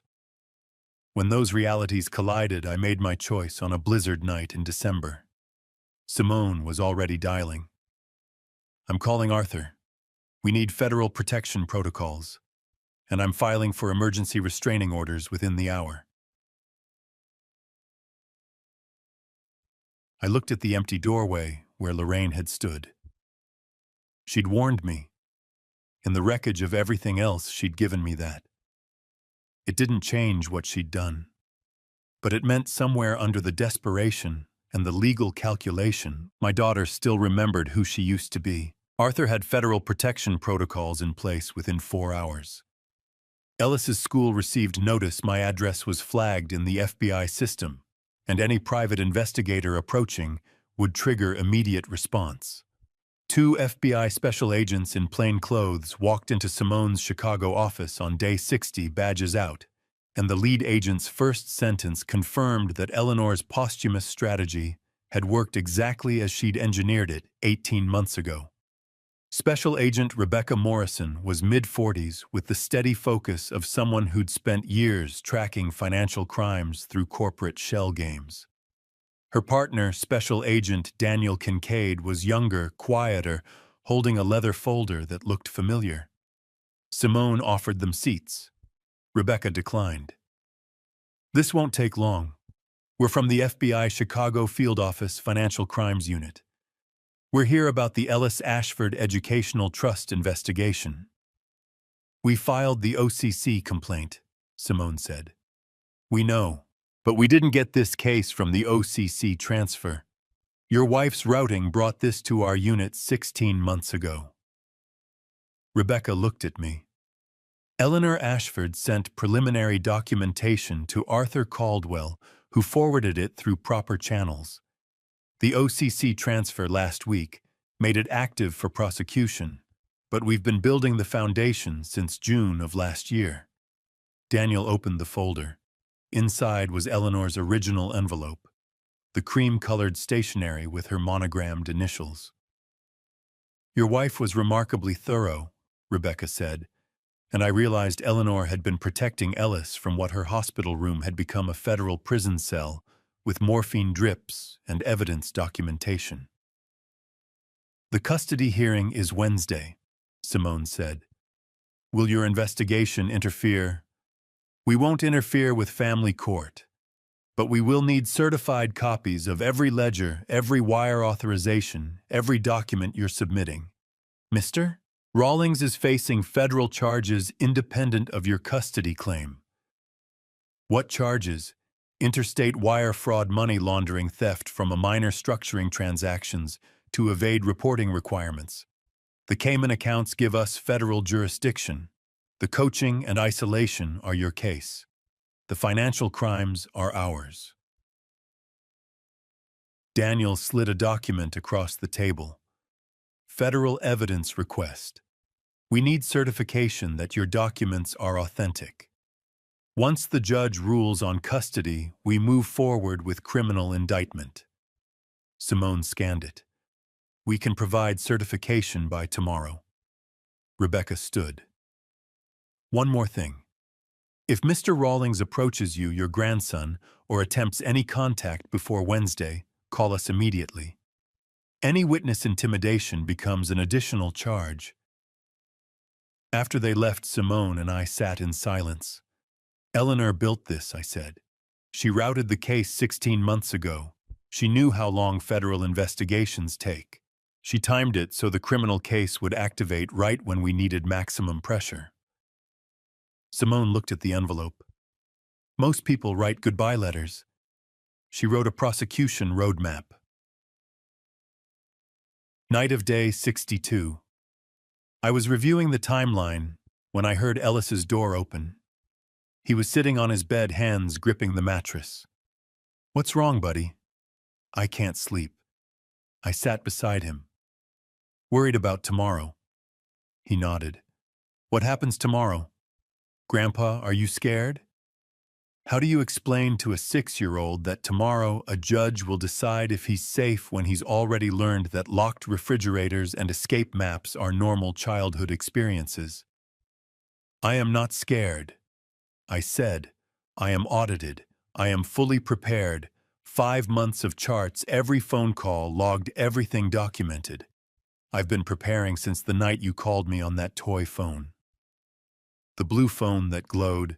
"Exactly. I kept every record. Your grandmother left me files. FBI agents are watching. Everything is accounted for." Ellis looked at me with those serious eyes. Does prepared mean we don't have to worry? I put my hand on his shoulder, felt how small he still was. Exactly. Now close your eyes. I need you sharp tomorrow morning. Okay. He lay back and I pulled the blanket up. The same blanket Eleanor had bought when we'd found out Lorraine was pregnant. Blue and white stripes. Grandpa. Yeah, buddy. Thank you for the refrigerator. I stayed until his breathing went steady. Then I sat in the dark hallway outside his door listening to him sleep. Tomorrow I would step inside a county courtroom and present the most critical file of my career. I'd testified in 40 federal trials, consulted on cases worth hundreds of millions, provided analysis that sent executives to prison, and dismantled fraud schemes spanning continents. But those were abstract assets, numbers on ledgers, corporate entities with no pulse. This was different. Unlike every corporate client I'd ever represented, this asset was sleeping safely above my head, breathing steady in a room with no locks on the doors, playing with toys he didn't have to hide, eating meals he didn't have to earn. I walked downstairs and looked at Simone's evidence binders. 5 months compressed into documentation a judge could review in 3 hours. Eleanor's 18-month investigation condensed into exhibits the FBI would use for criminal prosecution. All of it designed to protect one 6-year-old boy who'd drawn an escape map in crayon and believed he could walk to safety. I sent Simone a final email. Ready for tomorrow? All evidence verified. See you at the courthouse. Then I opened Eleanor's memory journal and read the last entry she'd written. Vernon, if you're reading this after I'm gone, remember being thorough isn't paranoia. It's love with a filing system. Protect our grandson. She'd been right. I walked downstairs at 6:30 a.m. on day 63 to find Ellis already dressed in the clothes we'd laid out the night before, sitting at the kitchen table with his backpack. He looked up and said, I want to tell the judge about the refrigerator. Simone had warned me this moment might come. I had exactly 90 minutes before we needed to leave for the courthouse. I told Ellis he didn't need to testify, that the evidence would speak for itself. The defense attorney opened by calling me a vengeful old man manufacturing evidence to weaponize my grief. And I sat in the Cook County courtroom witness chair on day 63, watching Simone project the first spreadsheet onto the screen, knowing the next 40 minutes would either save my grandson or destroy everything Eleanor had built.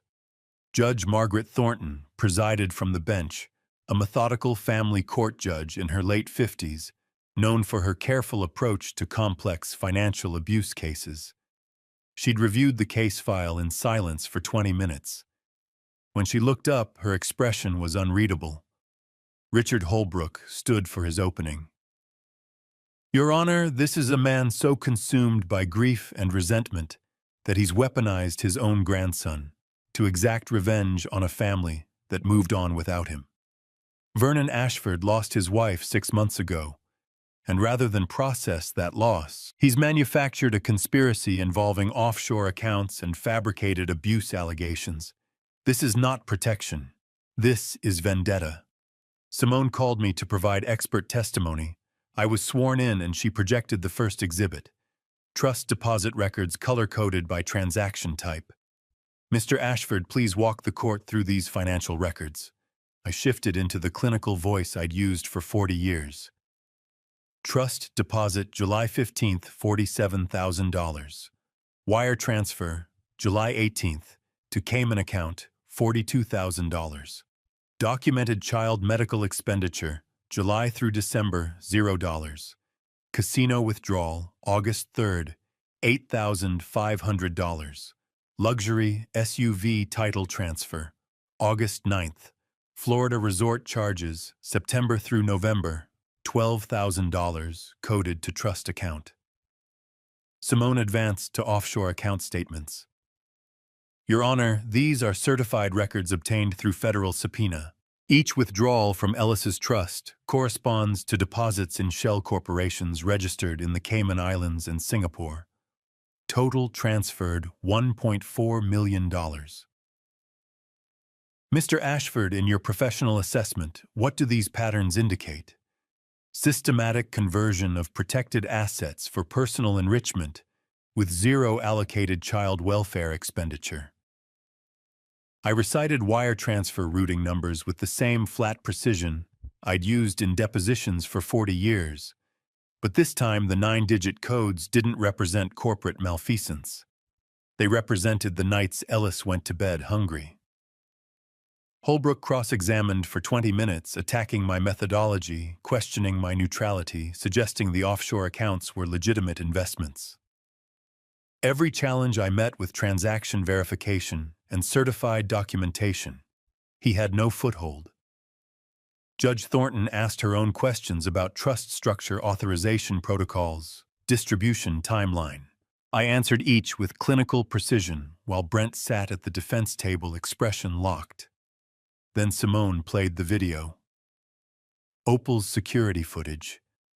8 minutes of Brent kneeling in the driveway coaching Ellis through scripted testimony, pointing at the boy's chest, demonstrating gestures, running sequences again while checking his watch. The courtroom fell silent. When Opal's security footage played showing Brent drilling Ellis on his scripted lines, Lorraine turned her face away from the screen. But Brent watched without blinking, jaw set, taking notes like he was reviewing a business presentation. Simone called Viveka Sinclair. Ms. Sinclair, what did you observe during your interview with Ellis? The child had drawn a map labeled How to Run Away. He knew the street names between the Skokie house and his grandfather's residence. He'd planned the route. When I asked why, he said sometimes the locks made it hard to breathe. What locks? Locks on the refrigerator, the pantry, and his bedroom door controlled from outside. He said if he got too loud, the bedroom door would lock until someone decided to open it. Briar Townsend testified next. He hoarded crackers in his desk. When I asked why, he said the pantry at home had a lock, and he got hungry at night. He asked if all houses had locks on food. I reported it immediately.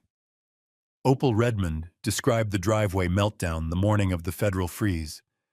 I watched him scream at his wife that someone had leaked internal access codes. He was panicking because the money was frozen. She just stood there. Then he drove away and left her standing alone. The cumulative weight created suffocating silence. Video documentation of coaching. Guardian testimony about escape maps. Teacher reports of food hoarding. Neighbor logs of financial panic. Federal bank records showing systematic theft. Every defense argument collapsed under documentary proof. I returned to the stand for final questions. Mr.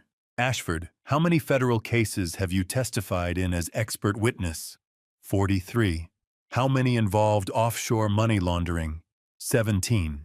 In your professional opinion, does the evidence meet the standard for criminal conversion of trust assets? Yes, it exceeds it. I delivered the ledger data exactly as I had to executive boards for 35 years. Tone remained flat. Eyes never drifted from the display.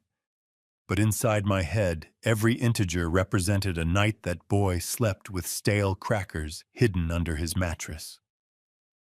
Judge Thornton reviewed her notes for 3 minutes, then looked up. I'm calling a 15-minute recess before rendering my decision. We'll reconvene at 11:30. The courtroom emptied into the hallway. I stood near Simone while she organized exhibits. Across the room, Brent leaned toward Richard Holbrook with urgent whispers. Holbrook's face went pale, and he shook his head sharply. But Brent grabbed his arm and kept talking, voice rising enough that I caught fragments. Federal charges, offshore access, exit strategy. Through the gap in bodies, I saw Special Agent Rebecca Morrison stand up in the gallery and move toward the door phone already at her ear. The recess lasted exactly 15 minutes. When court resumed, Brent and Richard Holbrook returned to the defense table, but Rebecca Morrison didn't return to the gallery. Her absence registered like negative space in a photograph. When court resumed after the 15-minute recess, Simone's first question was deceptively simple. "Mr. Ashford, please state for the record the exact words Brent Rawlings said to you on the night of December 8th when you asked to see your grandson." I looked directly at Brent. He said, "The boy is asleep. Stop imagining things, old man." Those were his exact words. Simone advanced to the next exhibit. "Your Honor, I'd like to enter into evidence a photograph taken by Mr. Ashford at 2:18 a.m. on December 8th through the entry door gap at the Skokie residence. The image filled the courtroom screen. High resolution. Timestamp in the corner glowing green, 2:18 a.m. The photograph showed the bottom edge of a bedroom door from a low angle, as if taken from someone kneeling at the entry threshold. Through the half-inch gap between door and floor, a distinct beam of blue light shone through the darkness. Above the gap, clearly visible, was an external padlock mechanism mounted to the doorframe. The photograph filled the courtroom screen, that thin line of blue light under a door, with a padlock timestamp, glowing 2:18 a.m., and I watched Lorraine close her eyes, unable to look at the visual proof of what she'd allowed. "Mr. Ashford, what does this photograph show about whether the boy was simply asleep, as Mr. Rawlings claimed?" "It shows a blue light beam from a modified toy phone shining under a bedroom door with an external padlock. The boy was awake, and he was locked in." Simone let the image stay on the screen. "For clarity, Mr. Rawlings told you the child was asleep at 2:18 a.m., but this photograph taken at that exact moment shows the child was awake in a locked room, holding an illuminated phone he'd modified to call for help. Is that accurate?" "Yes. And the external padlock visible in this image, can that be operated from inside the room?" "No. It can only be locked and unlocked from the hallway." Brent dropped his head to the defense table. Not a gesture of remorse. A gesture of someone who'd just realized the evidence he didn't know existed had destroyed his last defense. Richard Holbrook stood. "Your Honor, I'd like to request—" "Denied," Judge Thornton said before he finished. "Continue, Ms. Garrett." Simone introduced the next exhibit. "Your Honor, the court should be aware of a prior civil case from Porter County, Indiana, filed in 2017. Certified records show that Brent Rawlings was sued for gross mismanagement of an incapacitated elderly woman's estate. The case settled under confidentiality seal, but our pre-trial motion to unseal was granted last week. She distributed copies to the judge and defense table. The Indiana case involved systematic withdrawal of funds from a vulnerable adult's account for personal use, while the victim's medical and care expenses went unpaid. The pattern is identical to the current case. Mr. Rawlings has done this before." Holbrook looked at the document, then at Brent. His expression shifted from professional defense to personal recognition that his client was a serial predator. "Your Honor, I need to request a brief recess to consult with my client regarding this new—" "Denied," Judge Thornton said again. "You've had adequate time to prepare, counselor. The pattern evidence is relevant and properly disclosed." She looked at the Indiana records. "This court notes that Mr. Rawlings has a documented history of financial exploitation, targeting vulnerable individuals unable to protect themselves. First an incapacitated elderly woman, now his own 6-year-old son. Lorraine sat motionless when the judge reviewed the custody order, and I realized I'd been waiting 42 years for my daughter to choose her son over her comfort. But the waiting was over, and she'd made her choice years ago. Judge Thornton set down her notes and looked directly at both legal teams. The evidence of neglect and trust conversion is substantial, meticulously documented, and absolute. The video evidence of coached testimony demonstrates deliberate manipulation of the child for litigation advantage. The financial records show systematic theft exceeding $1.4 million. The witness testimony establishes a pattern of isolation, food restriction, and psychological control. She turned to me. Permanent sole custody of Ellis Ashford is awarded to Vernon Ashford effective immediately. Mr. and Mrs. Rawlings's parental rights are suspended pending criminal proceedings. All visitation is denied until further court order. Holbrook started to stand, but Judge Thornton continued. Mr. and Mrs. Rawlings are ordered to make full restitution to the trust. Local assets totaling $847,000 are hereby attached and will be transferred to the reconstituted trust account. The $1.4 million in offshore accounts will be subject to federal seizure proceedings currently underway. He signed the order. The sound of pen on paper seemed louder than it should have been. This court finds that both parents engaged in willful, systematic financial exploitation and deliberate emotional abuse of a minor child. The custody transfer is permanent. Mr. Ashford, you have full legal and physical custody. Ellis will remain in your care indefinitely.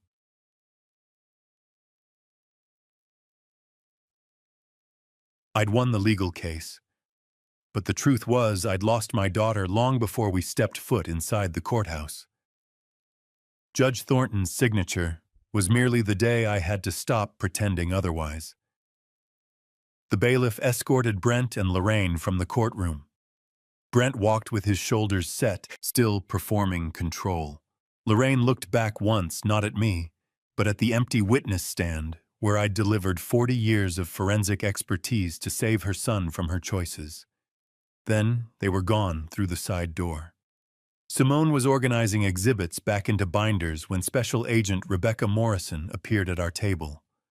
She was holding a manila envelope marked in red ink, urgent, FBI Financial Crimes. "We need you both at the field office within 2 hours," Rebecca said. She looked at Simone, then at me. "There's a third account we just found. Wire transfers are still active. Someone's been moving money out of Ellis's trust this morning during the hearing." Simone's hand froze on the binder. "This morning, the accounts are frozen. The Cayman accounts are frozen. This is a different structure. Singapore corporate shell with a beneficial owner we didn't identify until an hour ago. Whoever's operating it knows the freeze is coming, and they're liquidating fast." "Who's the beneficial owner?" I asked. Rebecca's expression was grim. "That's what we need to discuss at the field office, because the wire authorizations have a signature we weren't expecting." The case wasn't over. The FBI meeting resolved the third account within hours. Lorraine had been the unexpected signature, making a final transfer before the freeze completed. I brought Ellis home on the evening of day 63 and set about preparing the simplest dinner I knew. Roast chicken potatoes, green beans, because grand celebrations felt wrong when the boy sitting at my kitchen table still flinched when I opened cabinet doors. The kitchen had warm yellow overhead lighting that Eleanor had insisted made everything feel safer. Ellis sat at the wooden table, hands folded, staring at the full plate like it might disappear. "You don't keep a combination lock on the pantry, Grandpa." I set my fork down. The question wasn't curiosity. It was threat assessment from a 6-year-old who'd learned to map danger before comfort. "I will never put a lock on food in this house, son. There is never a reason to do that." He absorbed the statement, quietly nodded, and picked up his fork. He ate the way Eleanor used to describe wounded animals moving through unfamiliar territory. Slow, deliberate testing each step before committing weight. And I realized safety wasn't something you declared, it was something you proved over time. He cut the chicken into precise pieces, tried the potatoes first, then green beans one at a time, rationing resources that might run out. When he finished, he set his fork down parallel to the knife and looked at me. "Is there more? Always." I served him a second helping without ceremony. He ate it faster than the first. Not rushed, just less afraid. When he finished, he carried his plate to the sink, rinsed it carefully, and set it in the dish rack. "Can I go upstairs now?" "Of course, your room is yours, Ellis. You don't need permission to be in it." He walked toward the stairs, then stopped. "The door doesn't lock from the outside." "No, and it never will." He nodded and went upstairs. I heard his footsteps above my head, heard his door close softly, not latching, just closing most of the way, and I sat listening to the house settle around us. 2 weeks later, Simone called with the federal resolution. I was reviewing the reconstituted trust account statements. "Federal grand jury indictment came through," she said. "Brent's facing multiple counts of wire fraud and international money laundering. Total $2.1 million. Statutory maximum 20 years federal penitentiary. His bank compliance credentials permanently revoked by the OCC." I wrote the numbers down. 20 years, 2.1 million, permanent revocation. Lorraine took a plea agreement. 3 years supervised probation contingent on full asset forfeiture and lifetime ban from managing fiduciary assets. She signed this morning. And Cedric, 2 years federal probation. His cooperation bought leniency, but he'll never work as a CPA again. Should I have felt vindicated hearing that Brent would spend the next 2 decades in federal prison, that Lorraine had forfeited everything she'd chosen over her son? Thank you for the update, Simone. Vernon, this is a complete victory. Federal prosecution, full restitution, permanent custody. Thank you, I said again and clicked off. I sat looking at the legal pad. 20 years for Brent. 3 years probation for Lorraine. 2 years for Cedric. The numbers should have meant something. Vindication. Justice. Closure. But all I felt was completed ledger work. Numbers balanced. Accounts reconciled. Case closed. Upstairs, I heard Ellis moving around. Not cautious silence, but ordinary sounds of a child playing. A toy dropped. Footsteps. Soft voice talking to himself while building with blocks. People would ask me later if I felt justice had been served. I didn't know what abstract justice felt like. I knew my refrigerator was stocked, and Ellis could open it without asking permission. I knew my grandson didn't clear crumbs from the table to hide under his pillow anymore. I knew he'd asked for a second helping at breakfast without apologizing for being hungry. To an old auditor, that was the only balance sheet that mattered. The federal sentences were footnotes in someone else's story. My story was upstairs, learning that doors could stay unlocked, and food could stay accessible, and 6-year-olds could make noise without consequence. 3 months later, on the first warm spring day, I found Ellis in the backyard trying to assemble Eleanor's old bicycle from the garage. The one she'd bought years ago for grandchildren she'd never meet. Blue and silver, child-sized, with training wheels still in the box. He was sitting cross-legged on the grass instruction manual spread in front of him, front wheel lying on its side. He looked up when I approached. "Grandma left this for me, didn't she?" I knelt beside him with the wrench. "Yes. She bought it 2 years ago. Said she wanted to be ready." "Ready for what?" "For you." He looked at the disassembled bicycle, then at me. She knew I'd come live with you. She knew if you ever needed her, she'd find a way to help, even if she couldn't be here to do it herself. I helped him attach the front wheel, showed him how to tighten the bolts in a star pattern. He watched my hands, then tried it himself. Small fingers gripping the wrench with concentration. And for the first time since the blizzard night, I felt Eleanor's presence not as absence but as architecture. She'd built this. The bicycle in the garage, the sealed envelope with Arthur's name, the 18 months of documentation from a hospital bed. All designed so that when the moment came, the foundation would hold. We worked in silence for 20 minutes, assembling the bicycle piece by piece. When it was done, Ellis stood back and looked at it with wonder. "Can I try it?" "That's what it's for." He climbed on feet, barely reaching the pedals, and I held the back of the seat while he found his balance. Eleanor would have loved this moment. And somehow, in the spring sunshine and the careful engineering of a grandmother's love, she was here for it anyway. The bicycle hung in the garage now, waiting for warmer days, when the sidewalks cleared.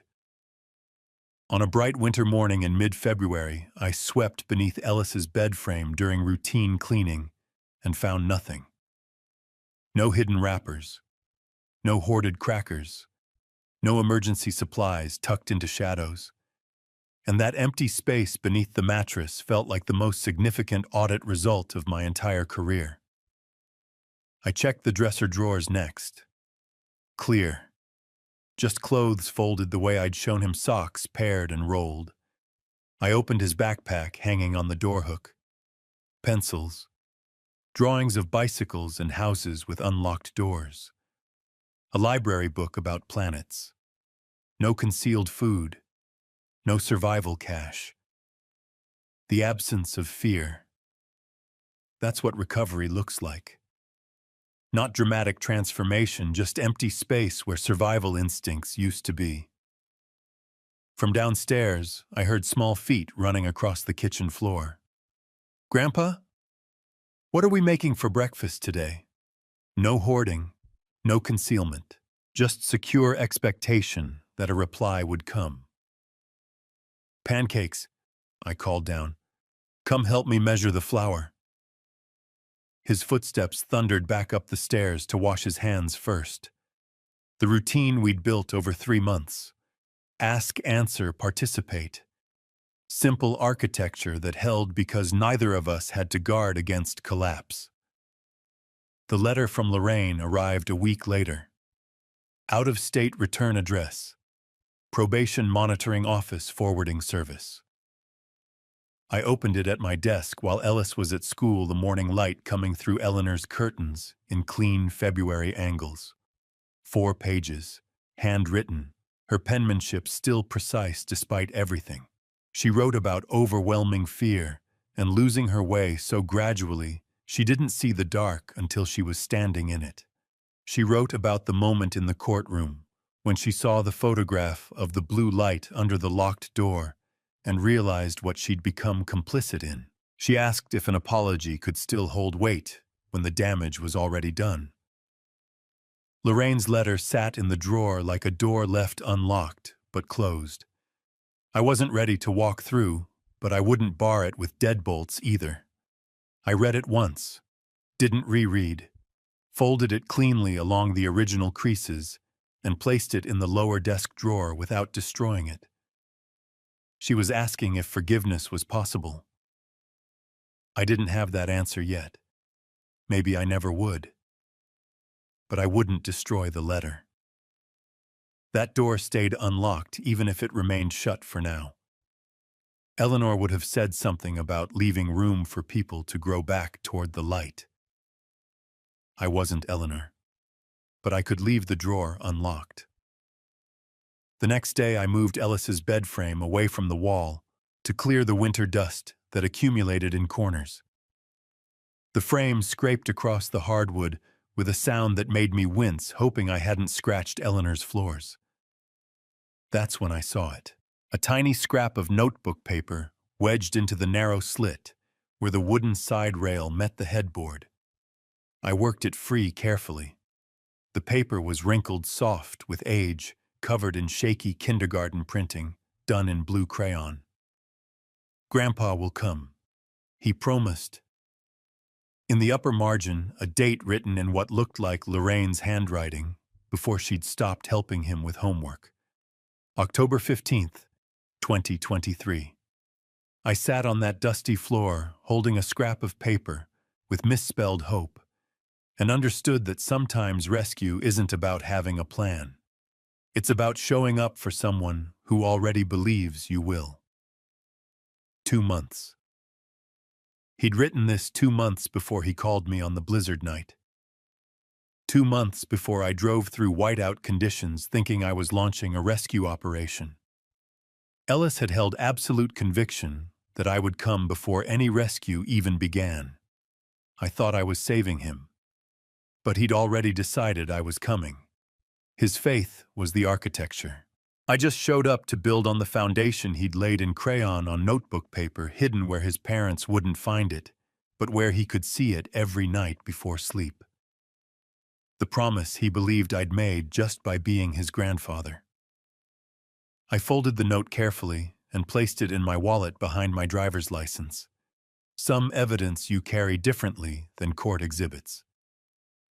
That Sunday morning, I was brewing coffee in the kitchen while Ellis sat at the island, turning pages of an illustrated book about space exploration. Peaceful silence. The kind Eleanor used to call companionable quiet, where two people could share a room without needing to fill it with noise. Ellis closed the book and looked up. "Grandpa, when you were little like me, were you really good at math?" I thought about 35 years at Deloitte. 5 months of encrypted surveillance logs.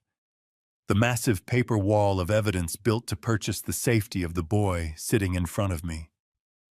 "Yes, buddy. I was very sharp with numbers." "Why do you ask?" He smiled. The gaps where baby teeth used to be made it crooked and perfect. "Because I want to be exactly that sharp when I grow up."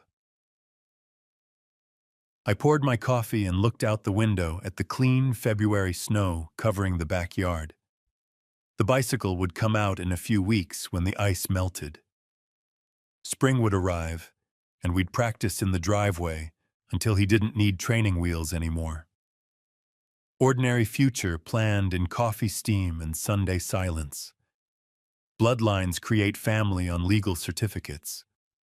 But choosing to drive 2 hours into whiteout blizzard building forensic files in total silence, sitting on dusty floors, holding wrinkled notes, those metrics forge family in the chest. That is our ledger. One call, one winter storm, and a folder of numbers that spoke far louder than any voice I ever raised. "You want to help me make waffles instead of pancakes?" I asked. "I can show you how to work the waffle iron." "Yes," Ellis said, already sliding off the stool. "And can we put blueberries in them?" "We can put anything you want in them. That's the benefit of making breakfast at home. No restrictions." He grinned and opened the refrigerator, no lock, no hesitation, and pulled out the carton of blueberries we'd bought together at the store 3 days ago. I watched him measure ingredients with careful precision, tongue between his teeth in concentration, and thought about Eleanor. She'd engineered all of this from a hospital bed. The sealed envelope, the FBI routing, the 18 months of documentation that became the foundation for everything that followed. She'd known exactly what to build and where to place the load-bearing walls. This morning, Sunday waffles and blueberries and a boy who wanted to be sharp with numbers was her blueprint made real. I was just the contractor who showed up to finish the work. And that was enough. And to you listening to my story, remember this: sometimes the people who need you most can't ask for help directly. Looking back, I wish I'd trusted my instincts sooner. I saw the signs, the blocked calls, the canceled enrollments, the numbers that didn't add up. But I hesitated because she was my daughter. I wanted to believe her explanations. Don't make my mistake. When something feels wrong with someone you love, especially a child who can't defend themselves, trust that feeling. Document everything. Act before it's too late. The lesson I learned isn't just about forensic accounting or legal strategy. It's about showing up.